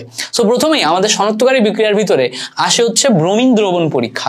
ব্রোমিন দ্রবণ এবং বেয়ার দ্রবণ এই দুইটা পরীক্ষা হচ্ছে অসম্পৃক্ততা পরীক্ষা। অসম্পৃক্ততা পরীক্ষা বলতে কি বোঝায়? অসম্পৃক্ততা মানে হচ্ছে হাইড্রোকার্বন বা জৈব যৌগে তোমার সিঙ্গেল বন্ড থাকতে পারে, carbon carbon, carbon carbon double bond থাকতে পারে, কার্বন কার্বন ট্রিপল বন্ড থাকতে পারে। সিঙ্গেল বন্ড যদি থাকে এটাকে বলে সম্পৃক্ত হাইড্রোকার্বন, এবং যদি কোথাও ডাবল বন্ড এবং ট্রিপল বন্ড থাকে এইটাকে বলা হচ্ছে অসম্পৃক্ত হাইড্রোকার্বন। তাহলে উপরে দুইটা হচ্ছে ভাইজান সম্পৃক্ত হাইড্রোকার্বন, এইটা হচ্ছে আমার সম্পৃক্ত হাইড্রোকার্বন, আর এই দুইটা হচ্ছে অসম্পৃক্ত হাইড্রোকার্বন। সো আমাদের এখানে ব্রোমিন দ্রবণ পরীক্ষা হচ্ছে অসম্পৃক্ত হাইড্রোকার্বনের পরীক্ষা। তার মানে তুমি বুঝতেই পারছো ব্রোমিন দ্রবণ আসলে কার্বন কার্বন দ্বিবন্ধন এবং কার্বন কার্বন ত্রিবন্ধনের ক্ষেত্রে দিবে। তোমার ম্যাক্সিমাম ক্ষেত্রে তোমার বইতে কার্বন কার্বন দ্বিবন্ধন নিয়ে কাজ করা আছে। তোমার বইতে কি নিয়ে কাজ করা আছে ভাইয়া? কার্বন কার্বন দ্বিবন্ধন নিয়ে। যেমন ধরো আমরা যদি একটা কার্বন কার্বন দ্বিবন্ধন বিশিষ্ট যৌগ দেখি, CH3 CH double bond CH bond CH3, so এইটা ধরো কার্বন কার্বন দ্বিবন্ধন বিশিষ্ট একটা যৌগ, একটা কি অসম্পৃক্ত হাইড্রোকার্বন বা অ্যালকিন। এই যৌগটার নাম কি? এই যৌগটার নাম হচ্ছে ভাইজান অ্যালকিন। সো এই অ্যালকিনের সাথে আমরা যখন ব্রোমিন দ্রবণ করাবো তখন আমাদের এখানে অ্যালকিনের সাথে ব্রোমিন দ্রবণ হিসেবে Br2 যোগ হবে। ব্রোমিন দ্রবণ হিসেবে কি যোগ হবে? Br2 যোগ হবে। এই যে ব্রোমিন, এই ব্রোমিন দ্রবণের রং হচ্ছে লাল, এই ব্রোমিন দ্রবণের রং কি? লাল। সো অ্যালকিনের সাথে আমাদের ব্রোমিন দ্রবণ এইটা যোগ হবে, যোগ হয়ে বিক্রিয়া শেষে আমাদের অন্য কিছু একটা তৈরি করবে। এখন মজার ব্যাপার হচ্ছে এই যে দুইটা বিক্রিয়ক, এইটা একটা বিক্রিয়ক না, এইটা একটা বিক্রিয়ক, এটা বিক্রিয়ক 1, এইটা বিক্রিয়ক 2। এই যে দুইটা বিক্রিয়ক নিয়ে তুমি বিক্রিয়া করাচ্ছ, এই দুইটা বিক্রিয়ক বিক্রিয়া করবে তখনই যখন এখানে একটা দ্রাবক থাকবে, দ্রাবক। সো দ্রাবক হিসেবে আমরা CCl4 নিব। কেন? কারণ CCl4 একটি নিষ্ক্রিয় দ্রাবক। CCl4 একটি নিষ্ক্রিয় দ্রাবক। সো CCl4 নিষ্ক্রিয় দ্রাবক হওয়ায় দ্রাবক হিসেবে আমরা CCl4 নিব, carbon tetrachloride. So carbon tetrachloride বা নিষ্ক্রিয় দ্রাবকের উপস্থিতিতে এই বিক্রিয়াটা যখন ঘটবে তখন বিক্রিয়া শেষে কি ঘটবে দেখো, এই বিক্রিয়াতে কার্বন কার্বন দ্বিবন্ধন ভেঙে যাবে, কার্বন কার্বন দ্বিবন্ধন ভেঙে যাবে, ভেঙে যে এখানে সিঙ্গেল বন্ড তৈরি করবে, এবং সিঙ্গেল বন্ড তৈরি করলে যেই দুই বন্ধন ভাঙলো ওই দুই বন্ধনের জন্য এদিকে একটা হাত এদিকে একটা হাত খুলবে। এই হাতে ওই ব্রোমিন ভেঙে এসে এখানে একটা ব্রোমিন, এখানে আরেকটা ব্রোমিন যুক্ত হয়েছে। খেয়াল করো, ব্রোমিন যখন একত্রিত অবস্থায় ছিল এবং দ্রবণ আকারে ছিল তখন এর বর্ণ লাল ছিল, কিন্তু এই ব্রোমিন তো এখন আর নাই। এই ব্রোমিন এখন দেখো অ্যালকিনের সাথে বিক্রিয়া করে এখন একটা নতুন যৌগ তৈরি করছে, যেই যৌগের নাম হচ্ছে ব্রোমো অ্যালকেন। এর নাম তোমার হচ্ছে ইয়া অনুযায়ী আলাদা, অ্যালকিন তোমার হচ্ছে ইউপ্যাক পদ্ধতিতে আলাদা, বাট ওভারঅল নাম হচ্ছে ব্রোমো অ্যালকেন। ওভারঅল নাম কি? Bromo alkane. ব্রোমো অ্যালকেন মানে হচ্ছে এই যৌগটা এক বন্ধন বিশিষ্ট যৌগ অ্যালকেন, তার সাথে ব্রোমিন যুক্ত আছে, সো ব্রোমো অ্যালকেন। এখন ব্রোমো অ্যালকেনে ব্রোমিন তার দ্রবণ আকারে নাই, অ্যালকেন যৌগে আছে, এখন অ্যালকেন যৌগের কোনো কালার নাই, তাহলে এই জিনিসটা এখন কিন্তু ওভারঅল চিন্তা করলে বর্ণহীন। সো এই ব্রোমিন দ্রবণ পরীক্ষায় আসলে ঘটনা ঘটে কি, ব্রোমিন দ্রবণ ইনিশিয়ালি লাল বর্ণের থাকে, যখন অ্যালকিনের সাথে বিক্রিয়া করে, বিক্রিয়া শেষে সে অ্যালকেনে রূপান্তর হয় এবং বর্ণটি বর্ণহীন হয়ে যায়। তাহলে কি ঘটে, ইনিশিয়ালি আমাদের এটা লাল বর্ণের ছিল, পরবর্তীতে লাল থেকে জিনিসটা বর্ণহীন হয়ে যায় এবং বর্ণহীন হয়ে যায় এই পদার্থ বা এই দ্রবণটা তৈরি করে। সো এইটাকে বলে হচ্ছে তোমার ব্রোমিন দ্রবণ পরীক্ষা, যেটার মাধ্যমে আমরা অসম্পৃক্ত হাইড্রোকার্বনকে শনাক্তকরণ করতে পারি। তাহলে আমরা বেসিক্যালি কি করি, ইনিশিয়ালি আমরা এখানে একটা অসম্পৃক্ত হাইড্রোকার্বন নিই, সেই অসম্পৃক্ত হাইড্রোকার্বনের সাথে আমরা ব্রোমিন দ্রবণ যোগ করি, ব্রোমিন দ্রবণ যোগ করে সেটাকে আমরা তোমার হচ্ছে নিষ্ক্রিয় দ্রাবক CCl4 এর উপস্থিতিতে বিক্রিয়া ঘটাই, বিক্রিয়া শেষে সে অ্যালকেন প্রস্তুত হয়, সেই অ্যালকেনটা বর্ণহীন। সো এই বর্ণহীন দ্রবণ দেখে আমরা যাচাই করতে পারি যে এটাই ছিল হচ্ছে আমাদের সেই কাঙ্ক্ষিত শনাক্তকারী বিক্রিয়া বা অসম্পৃক্ত হাইড্রোকার্বন বিক্রিয়া। সো এটা হচ্ছে অ্যালকিন হবে, বুঝতে পারছো? সেইভাবে আমরা ব্রোমিন দ্রবণের সাহায্যে শনাক্তকরণ করতে পারি। এই বিক্রিয়াতে আমি যেই সমস্ত ইনফরমেশনগুলো এখানে তোমাকে লিখে দিছি, যা যা মুখে বলছি প্রত্যেকটা কথা ইম্পর্টেন্ট, প্রত্যেকটা কথা MCQতে আসার মতো, তো তুমি এই কথাগুলো বারবার শুনবা, রেকর্ডের ভিতরে শুনবা, খাইতে খাইতে বসে শুনবা। তুমি হচ্ছে যে কি বলে, খাইতে খাইতে বসে বসে টিভি দেখো না, এখন তো বসে বসে ইউটিউবে সিনেমা বা মুভি দেখো বা মোটিভেশনাল ভিডিও দেখো, ওগুলো না দেখে এই ভিডিওটা বারবার রিপিট দেখবা, তাহলে দেখবা যে এই বিক্রিয়ার প্রত্যেকটা তথ্য তোমার মুখস্থ হয়ে গেছে। আচ্ছা, পরবর্তীতে আসো, বলছে শনাক্তকারী বিক্রিয়ার ভিতরে আরেকটা হচ্ছে বেয়ার দ্রবণ পরীক্ষা। সো বেয়ার দ্রবণ পরীক্ষায় ঘটনা কি ঘটে, বেয়ার দ্রবণে আমাদের বেসিক্যালি থাকে হচ্ছে KMnO4, পটাশিয়াম পারম্যাঙ্গানেট, KMnO4, এবং এর সাথে পটাশিয়াম হাইড্রোক্সাইড, একটু গাঢ় পটাশিয়াম হাইড্রোক্সাইড থাকে, ঠিক আছে? সো এই যে গাঢ় পটাশিয়াম হাইড্রোক্সাইড, পটাশিয়াম পারম্যাঙ্গানেটের ভিতরে আমরা পটাশিয়াম হাইড্রোক্সাইড দিচ্ছি, এই দুইটার বিক্রিয়ায় কিছু উৎপাদ তৈরি হয়। কি কি উৎপাদ তৈরি হয় দেখো, আমাদের এই বিক্রিয়ার শেষে প্রথমেই পানি তৈরি হবে, তারপরে তৈরি হবে K2MnO4 প্লাস এখানে তৈরি হবে হচ্ছে জায়মান অক্সিজেন। এই যে জায়মান অক্সিজেন হচ্ছে অক্সিডেশন বা জারণ ঘটাইতে সাহায্য করে, এবার দেখো এই KMnO4, এই যে যৌগটা ছিল, এই KMnO4 এই দ্রবণের রং ছিল হচ্ছে আমাদের গোলাপি। কি রং ছিল ভাইয়া? এই KMnO4 দ্রবণের রং ছিল হচ্ছে আমাদের গোলাপি। সো এই যে গোলাপি বর্ণের আমাদের KMnO4 বা পটাশিয়াম পারম্যাঙ্গানেট ছিল, এটা যদি আমরা বর্ণ রেখি সেটা হচ্ছে গোলাপি বা পিঙ্ক কালারের আসে, ঠিক আছে? সো KMnO4 বা পটাশিয়াম পারম্যাঙ্গানেট এই দ্রবণের বর্ণ ছিল হচ্ছে ইনিশিয়ালি গোলাপি। এখন আমরা যদি একটা অসম্পৃক্ত হাইড্রোকার্বন নিই, যেমন দেখো CH2, তোমার কি নিব, CH2 ডাবল বন্ড CH2, এটা নিলাম। এর সাথে আমরা এখন যদি বিক্রিয়ায় এই যে দ্রবণ, বেয়ার দ্রবণকে বিক্রিয়া করাই KMnO4 আর এখানে আছে পটাশিয়াম হাইড্রোক্সাইড, সো এই দুইটা বিক্রিয়া করে এখানে জায়মান অক্সিজেন দিবে। এই জায়মান অক্সিজেন কি করবে, এখান থেকে ডাবল বন্ড ভেঙে এই জায়গাতে যে বসে যাবে, এখান থেকে ডাবল বন্ড ভেঙে এই জায়গাতে যখন বসবে তখন CH2 বন্ড CH2 হবে। তো এইদিকে একটা হাত খুলবে, এদিকে একটা হাত খুলবে। এই জায়মান অক্সিজেন তোমার একটা করে হাইড্রোজেনের সাথে করে যে এখানে তৈরি করবে OH, সো এখানে OH যুক্ত যেই যৌগটা তৈরি হয়, এই যৌগটা হচ্ছে গ্লাইকল। এই যৌগের নাম কি? এই যৌগের নাম হচ্ছে গ্লাইকল যৌগ। সো ইনিশিয়ালি আমাদের এই যে বেয়ার দ্রবণের বর্ণ ছিল গোলাপি, বাট এই গ্লাইকল যৌগের বর্ণ হচ্ছে বর্ণহীন, ঠিক আছে, তাহলে এই বিক্রিয়া করার পর আমরা ফাইনালি যেই প্রোডাক্টটা পাচ্ছি এই প্রোডাক্টে কোনো বর্ণ নাই, সো গোলাপি বর্ণ আর থাকে না। তাহলে KMnO4 এর যে গোলাপি বর্ণ ছিল সেই গোলাপি বর্ণ শেষ পর্যন্ত বর্ণহীন হয়ে যাওয়ার কারণে আমরা চিনতে পারি যে এই জায়গাতে বেয়ার দ্রবণের সাথে পরীক্ষায় আমরা আসলে অসম্পৃক্ত হাইড্রোকার্বন তোমার হচ্ছে অ্যালকিন নিয়ে বিক্রিয়া করছি। সেই অ্যালকিন আমাদের অ্যালকেনে পরিণত হয়েছে, কিন্তু গ্লাইকল অ্যালকেনে পরিণত হয়েছে। ঠিক আছে, ইথিলিন গ্লাইকল, এটার নাম কি? Ethylene glycol. সো এই ইথিলিন গ্লাইকলটাও কিন্তু এমসিকিউতে আসে। এইটা যে একটা ইথিলিন গ্লাইকল যৌগ, এটাও আমাদের এমসিকিউতে আসে। সো এমসিকিউতে কি কি আসে? KMnO4 এর বর্ণ কি সেটা জিজ্ঞেস করে, এই বিক্রিয়াটা লিখতে বলে, ইথিলিন গ্লাইকল এটা আমাদের আসতে পারে। সো যেটাই আসুক না কেন, তুমি যদি টোটাল জিনিসটা একবার শিখে যাও এবং এটা প্র্যাকটিস করে মাথায় রাখতে পারো, তাহলে এখান থেকে তুমি অনায়াসে এমসিকিউ গুলা পারবা বলে আমি পার্সোনালি বিশ্বাস করি। সো বুঝতে পারছো কি? অবশ্যই বুঝতে পারছো। বুঝতে পারলে খুবই ভালো, না বুঝতে পারলে আরো ভালো। আরেকবার ক্যালকুলেশন করো, ভিডিওটা দেখো। এবার আসো আমাদের পরবর্তী যেই বিক্রিয়াটা, শনাক্তকারী বিক্রিয়ার ভিতরেই অ্যামিন শনাক্তকরণে আমাদের বিক্রিয়া আছে হচ্ছে কার্বিল অ্যামিন বিক্রিয়া। কার্বিল অ্যামিন বিক্রিয়া, আমাদের কার্বিল অ্যামিন বিক্রিয়া থেকে প্রথমেই যেই প্রশ্নটা সবসময় আসে, নিচের কোনটি কার্বিল অ্যামিন বিক্রিয়া দেয়? তাহলে কার্বিল অ্যামিন বিক্রিয়া কারা দেয় সেটা শনাক্তকরণ একটা হচ্ছে প্রথম এমসিকিউ। সো এমসিকিউ হিসেবে আসবে নিচের কোনটি কার্বিল অ্যামিন বিক্রিয়া দেয়। সো কোনটি বিক্রিয়া দেয়, কোনটি বিক্রিয়া দেয় মানে কার্বিল অ্যামিন বিক্রিয়া দেয়, এইটা একটা প্রশ্ন। সো কোনটি বিক্রিয়া দেয়, এটা ট্রিক কি সবসময় মাথায় রাখবা, সবসময় মাথায় রাখবা যে 1 ডিগ্রি বা প্রাইমারি অ্যামিন, 1 ডিগ্রি বা প্রাইমারি অ্যামিন কার্বিল অ্যামিন বিক্রিয়া দেয়। সো 1 ডিগ্রি বা প্রাইমারি অ্যামিন, সো 1 ডিগ্রি বা প্রাইমারি অ্যামিন কারা?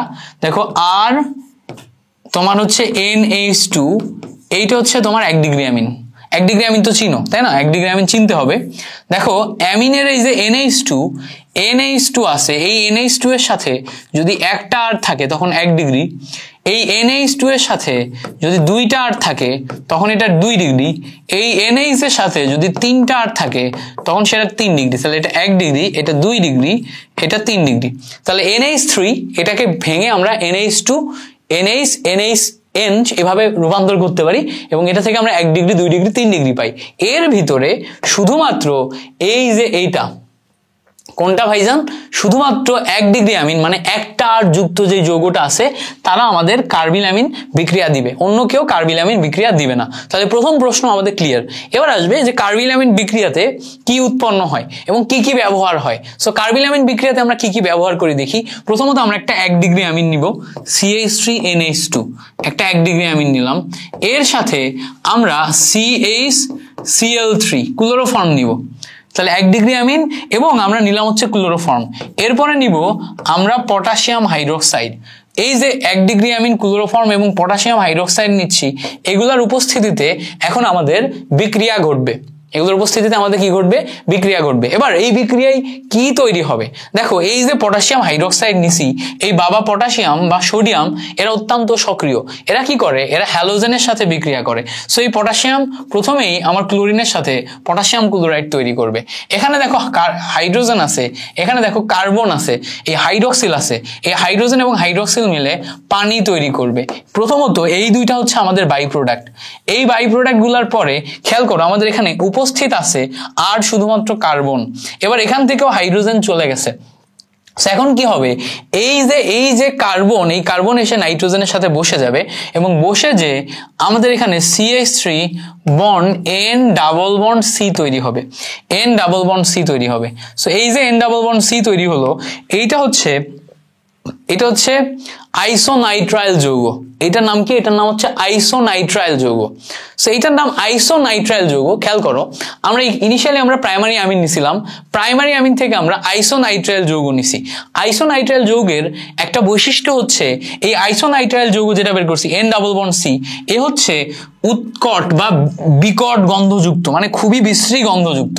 তাহলে এইটাকে কখনো কখনো বলে উৎকট গন্ধযুক্ত, কখনো কখনো বলে হচ্ছে বিশ্রী গন্ধযুক্ত, বিশ্রী গন্ধযুক্ত।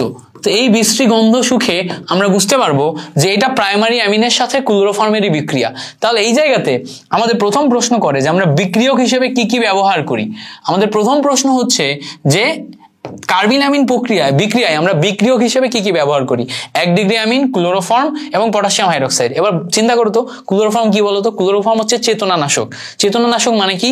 চেতনানাশক মানে হচ্ছে যে এইটা শুকলে তুমি অজ্ঞান হয়ে যাবা।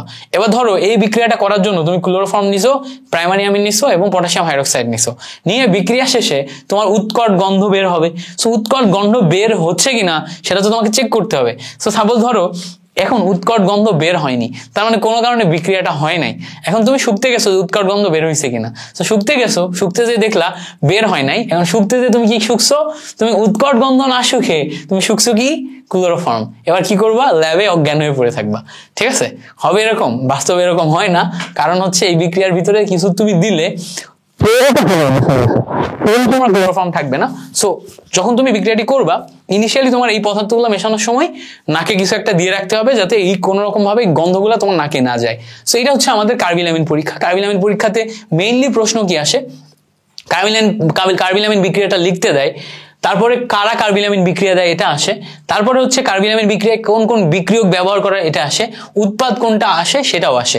এবং কার্বিল অ্যামিন বিক্রিয়ার ক্ষেত্রে শুধুমাত্র আমাদের যেই এই যে তোমার হচ্ছে ক্লোরোফর্মের সাথে এই অংশটাই বিক্রিয়া করে তা কিন্তু না।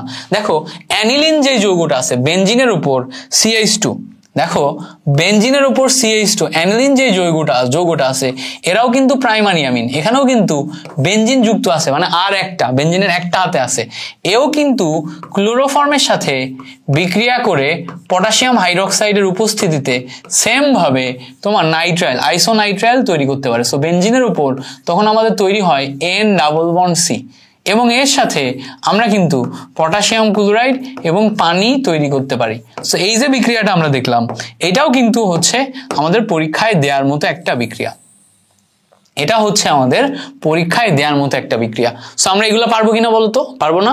চমৎকার চমৎকার বিক্রিয়া তোমাদেরকে আমি এই এক ক্লাসে শিখিয়ে দিচ্ছি।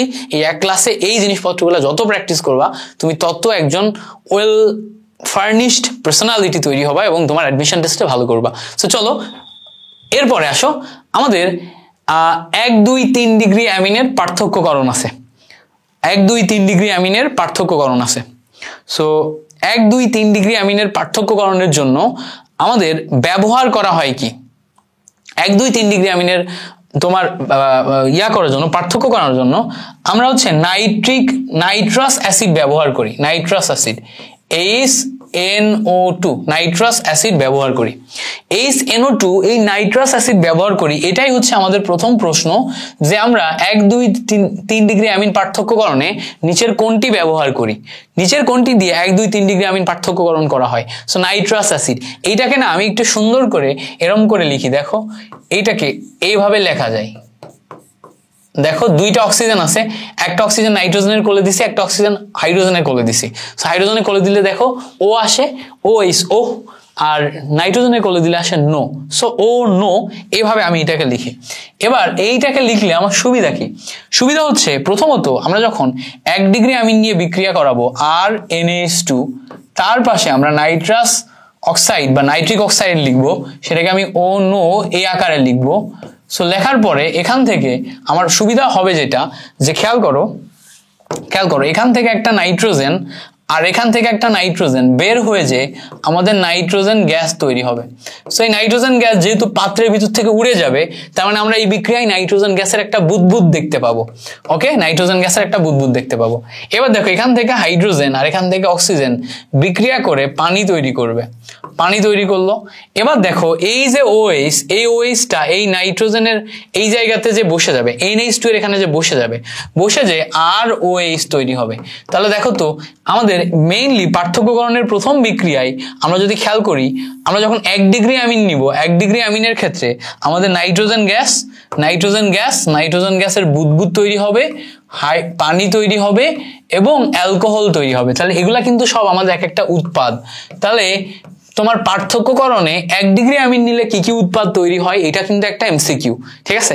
এবং আমি মনে হয় যে 1, 2, 3 ডিগ্রি অ্যামিনের পার্থক্যকরণ এটা ঢাকা ইউনিভার্সিটিতে রিটেনের জন্য খুবই গুরুত্বপূর্ণ, কারণ ঢাকা ইউনিভার্সিটি এই টাইপের জিনিসপত্রই দেয় বেশি, যে 1, 2, 3 ডিগ্রি অ্যামিনের পার্থক্যকরণ বিক্রিয়া লিখো, 3টা ঠাস করে বিক্রিয়া লিখবা, 2.5 মার্ক পেয়ে যাবা, বুঝতে পারছো। এবার দেখো আমাদের 2 ডিগ্রি অ্যামিনের ক্ষেত্রে এটা কি ব্যবহার করতে হবে। আমি যখন এই জায়গাতে 2 ডিগ্রি অ্যামিনে আসবো তখন দেখো RNHR এইটা পাচ্ছি না, এবং এর সাথে আমরা OH এবং NO এইটা ব্যবহার করতেছি। তো এখান থেকে আমরা আসলে বেসিক্যালি তৈরিটা করতে পারি কি, এখান থেকে আমরা বেসিক্যালি তৈরি কি করতে পারি। সো এখান থেকে বেসিক্যালি আমরা তৈরি যখন করব তখন কি তৈরি করব। সো এখান থেকে আমরা বেসিক্যালি তৈরি করতে পারি, এখান থেকে আমরা বেসিক্যালি তৈরি কি করব এটা যদি একটু খেয়াল করি, আমরা আগের যৌগে কি তৈরি করছি, দেখো পানি তৈরি করছি না, এখনো আমাদের বেসিক টার্গেট থাকবে পানি তৈরি করা। সো পানি তৈরির টার্গেট নিয়ে আমরা যদি আগাই, খেয়াল করো পানি তৈরির টার্গেট নিয়ে আগানোর পর প্রথমে আমরা দেখতেছি এই জায়গাতে একটা OH আছে, সো এই OH এখান থেকে নেওয়া যায়। পানি তৈরি করতে গেলে আমাদের আরেকটা H লাগবে, সো এখান থেকে আমরা Hটা নিতে পারি। OH এবং H এই দুইটা মিলে আমরা যদি পানি তৈরি করে ফেলতে পারি, দেখো আমাদের এখানে NO থেকে যাচ্ছে না, NO মানে হচ্ছে নাইট্রোজেন আছে, নাইট্রোজেনের এদিকে একটা হাত আর এইদিকে 2টা হাত, এই হচ্ছে আমাদের নাইট্রোজেনের বিক্রিয়া। খেয়াল করো এইদিকে একটা হাত এইদিকে 2টা হাত, এই হচ্ছে আমাদের নাইট্রোজেনের বিক্রিয়া। সো এই পার্টটায় সেখানে যদি বসে, তাহলে বসে গেলে কি ঘটবে, দেখো RN বন্ড R, এবার এই নাইট্রোজেনের সাথে দেখো এই নাইট্রোজেনের সাথে এই নাইট্রোজেন N এভাবে আছে ডাবল বন্ড O। সো এই যে এইভাবে বসলো, এই যে এইভাবে বসলো, এই যৌগটাকে আমরা বলি হচ্ছে, এই যৌগটাকে আমরা বলি হচ্ছে নাইট্রোসো অ্যামিন, এই যৌগটাকে আমরা বলি হচ্ছে নাইট্রোসো অ্যামিন। সো এই যৌগটা হচ্ছে নাইট্রোসো অ্যামিন। কি এই যৌগটার নাম কি, এই যৌগটার নাম হচ্ছে নাইট্রোসো অ্যামিন। সো দেখো আমরা যখন 1 ডিগ্রি অ্যামিন নিয়ে কাজ করছি তখন আমাদের তৈরি হয়েছে নাইট্রোজেন গ্যাস, এখন আমাদের তৈরি হলো নাইট্রোসো অ্যামিন। এবং এই যে নাইট্রোসো অ্যামিন তৈরি করলো, এই নাইট্রোসো অ্যামিনের একটা বৈশিষ্ট্য হচ্ছে এ হালকা হলুদ বর্ণ দেয়, এর একটা বৈশিষ্ট্য হচ্ছে এ হালকা হলুদ বর্ণ দেয়, বুঝতে পারছো, ক্লিয়ার হয়েছে কিনা। দেখো তাহলে দেখো ইনিশিয়ালি আমরা 1 ডিগ্রি অ্যামিনের জন্য বেসিক যেটা নিছিলাম ওখান থেকে আমাদের নাইট্রোজেন গ্যাস তৈরি হয়েছিল, তাহলে 1 ডিগ্রি অ্যামিন থেকে নাইট্রোজেন গ্যাস তৈরি হয়, 2 ডিগ্রি অ্যামিন থেকে হালকা হলুদ বর্ণের নাইট্রোসো অ্যামিন তৈরি হয়। তাহলে 3 ডিগ্রি অ্যামিনের ক্ষেত্রে কি ঘটবে, দেখো 3 ডিগ্রি অ্যামিনের ক্ষেত্রে কিছুই ঘটবে না, আমরা যখন 3 ডিগ্রি অ্যামিন নিব তখন এখানে আমাদের হাইড্রোজেন শেষ হয়ে যাবে। সো হাইড্রোজেন শেষ হয়ে গেলে দেখো এই জায়গাতে আমরা এখন নাইট্রোসো অ্যামিন যে অংশটা পাচ্ছি বা নাইট্রিক অক্সাইড যেটা পাচ্ছি, এই যে OH এবং NO এইটা এসে তখন আমাদের সরাসরি এই লবণের সাথে বসে যাচ্ছে, কারণ দেখো এই নাইট্রোজেনের উপর একজোড়া মুক্ত জোড় ইলেকট্রন আছে, এই মুক্ত জোড় ইলেকট্রন সে এই নাইট্রোজেন অক্সাইডকে দিতে পারে, দিয়ে দিলে দেখো আমাদের এই N এই সাইডে একটা R, এই সাইডে একটা R, এই সাইডে একটা R, আর এই সাইডে NO2 HNO2 এটা যে বসছে। সো HNO2 এইভাবে বসে যে দেখো আমরা এখানে একটা নতুন যৌগ পাচ্ছি, যেই যৌগটা হচ্ছে একটা লবণ, একটা সল্ট। দেখো যখন আমরা 3 ডিগ্রি অ্যামিন নেই, 3 ডিগ্রি অ্যামিনের সাথে কোনো কিছু যদি আমি যোগ করি সেই যৌগটা তৈরি হয় হচ্ছে কোয়াটারনারি সল্ট, এটার নাম হচ্ছে কোয়াটারনারি সল্ট। কোয়াটারনারি সল্ট এটা এক ধরনের নারী, সেই কোয়াটারনারি সল্ট। সো এই যে এখানে কোয়াটারনারি সল্ট তৈরি হলো, খেয়াল করো এই যে এখানে কোয়াটারনারি সল্ট তৈরি হলো, তাহলে এটা থেকে যেটা তৈরি হবে, এটা থেকে যেটা তৈরি হবে, এটা থেকে যেটা তৈরি হয়েছে এই যৌগটাই না সেই কোয়াটারনারি সল্ট। সো এই যে কোয়াটারনারি সল্ট তৈরি হলো, তাহলে এটা এক ধরনের লবণ, তাহলে এই লবণ তৈরি হলে তেমন কোনো বর্ণরণ কিছু দিবে না। তার মানে আমরা একটা জিনিস দেখলাম, 1 ডিগ্রির জন্য আমরা নাইট্রোজেন গ্যাস, 2 ডিগ্রির জন্য আমরা হালকা হলুদ অভাব বর্ণ পাচ্ছি, 3 ডিগ্রির জন্য আমরা কোনো কিছু পাচ্ছি না, তাই না। তাহলে এই 3টা বৈশিষ্ট্য দেখে আমরা কি করতে পারি, আমরা শনাক্তকারী বিক্রিয়ার ভিতরে 1, 2, 3 ডিগ্রি অ্যামিনের ভিতরে বৈশিষ্ট্যগুলোর পার্থক্যটা বুঝতে পারি। সো এই জিনিসটা ক্লিয়ার হয়েছে কিনা, এই জিনিসটা ক্লিয়ার করতে হবে, অবশ্যই এটা ক্লিয়ার করা জরুরি এবং প্রয়োজনীয় একটি ফ্যাক্টর, ঠিক আছে। এরপরে আসো আমাদের পরবর্তী যে রিঅ্যাকশন, সেটা হচ্ছে শনাক্তকারী বিক্রিয়ার ভিতরে 2,4-DNP টেস্ট। 2,4-DNP মানে হচ্ছে 2,4-ডাইনাইট্রোফিনাইল হাইড্রোজেন। সো 2,4-ডাইনাইট্রো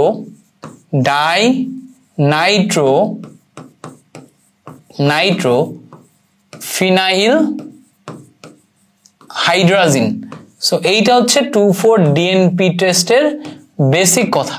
সো প্রথমে আসো ফিনাইল কথাটা, ফিনাইল কথাটার দিকে তাকাও। প্রথমে আসো ফিনাইল কথাটার দিকে। ফিনাইল মানে হচ্ছে তোমার হচ্ছে বেনজিন আছে। সো আমরা প্রথমে বেনজিন নিলাম। সো বেনজিন থাকলেই সেখান থেকে ফেনল তৈরি হবে। তো ফিনাইল মানে হচ্ছে বেনজিন আছে। এবার দেখো ডাইনাইট্রো, সেই ডাইনাইট্রো দুইটা পজিশন, একটা হচ্ছে 2 পজিশন, একটা 4 পজিশন।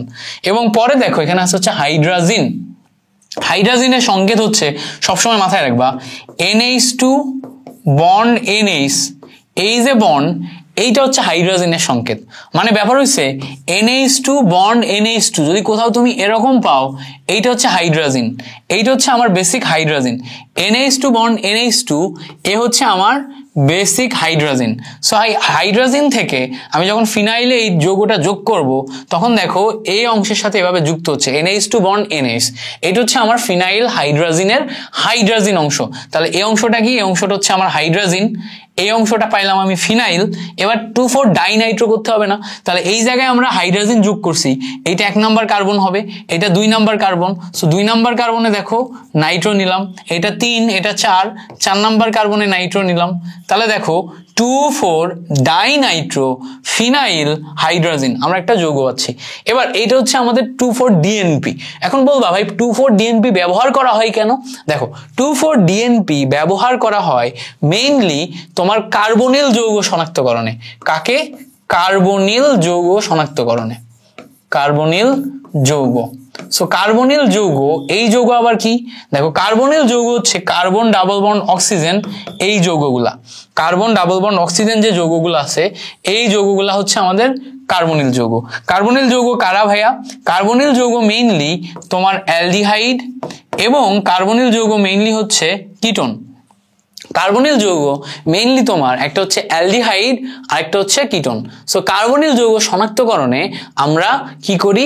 2,4-DNP বা 2,4-ডাইনাইট্রোফিনাইল হাইড্রোজেনকে ব্যবহার করি। সো আমরা এখানে 2,4-DNP বা 2,4-ডাইনাইট্রোফিনাইলকে, ফিনাইল হাইড্রোজেনকে ব্যবহার কিভাবে করব? দেখো প্রথমে আমরা যদি একটা অ্যালডিহাইড নিই, অ্যালডিহাইড মানে কি? সাপোজ ধরো CH3CHO নিলাম, এর সাথে আমরা 2,4-ডাইনাইট্রোফিনাইল হাইড্রোজেন যদি ব্যবহার করি, দেখো বেনজিন নিলাম, বেনজিনের উপর এখানে NH বন্ড NH2 আছে, এখানে দেখো NO2 মূলক, এখানে দেখো NO2 মূলক। এখন এই দুইটা যৌগ বিক্রিয়া করে পরস্পর কি তৈরি করবে? দেখো আগে লেখা শিখতে হবে। এইটার মেইন কাহিনী হচ্ছে, তুমি দেখো 2,4-DNP টেস্ট কখনোই করতে পারবা না যদি না তুমি এইটার বিক্রিয়া লেখা না শিখো। সো দুইটার বিক্রিয়া লেখাটা আগে ভালো করে শিখতে হবে। সো 2,4-DNP টেস্ট করতে যে প্রথমে আমরা এই জায়গা থেকে আমরা এই বিক্রিয়াটা লেখা শিখবো।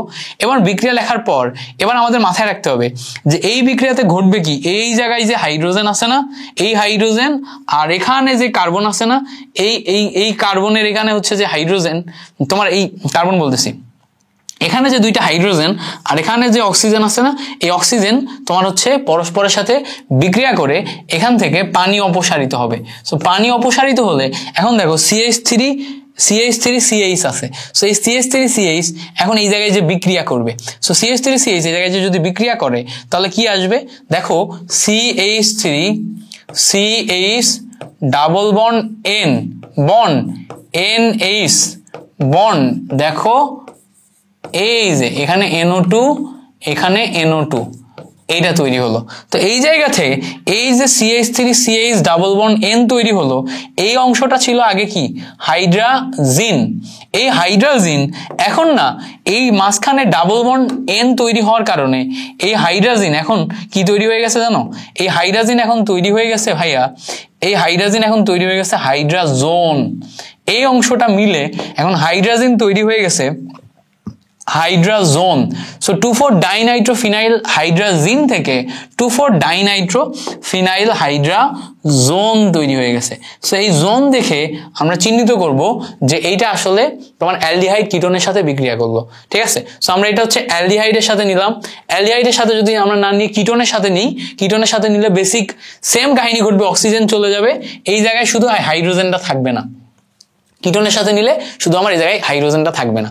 সো অ্যালডিহাইড কিটোন দুইটার সাথেই 2,4-DNP বিক্রিয়া করে। সো অ্যালডিহাইড কিটোন দুইটার সাথেই 2,4-DNP বিক্রিয়া করার কারণে এটাকে আমরা 2,4-DNP টেস্ট বলি। সো এই জায়গার এই বিক্রিয়াটা শিখতে হবে। এবং আমরা এই যে বিকারকটা নিছি, মানে বিক্রিয়কটা নিছি, এই বিক্রিয়কটার একটা নাম আছে। এই বিক্রিয়কটার নাম কি? ব্রাডির বিক্রিয়ক, হ্যাঁ, বা ব্রাডির বিকারক। সো এই ব্রাডির বিকারক এইটাও কিন্তু আসবে, বলবে নিচের কোনটি ব্রাডির বিকারক, নিচের কোনটি ব্রাডির বিকারক। সো নিচের কোনটি ব্রাডির বিকারক সেটা যদি তোমাকে জানতে হয় তাহলে অবশ্যই ব্রাডির বিকারক পড়তে হবে। সো ব্রাডির বিকারক পড়বা, ফিনাইল হাইড্রোজেন লেখা শিখবা, 2,4-DNP লেখা শিখবা। কখনো কখনো এই প্রশ্নটা দিবে, কখনো কখনো এইটা দিবে, কখনো কখনো এইটা দিবে, দিয়ে জিজ্ঞেস করবে নিচের কোনটি ব্রাডির বিকারক। এবার বলবে যে হচ্ছে অ্যালডিহাইড কিটোন বা কার্বনিল মূলক শনাক্তকরণ বিক্রিয়া লিখো, তখন তোমাকে এই বিক্রিয়াটা লিখে দেখাতে হবে। যদি বলে যে হচ্ছে আর কি বলবে, আর কি বলবে জানি না, ভুলে গেছি। সো বুঝতে পারছো, আশা করি আমাদের এই পর্যন্ত ক্লিয়ার হয়েছে, আশা করি ক্লিয়ার হইলে ঠিকঠাক। ওকে।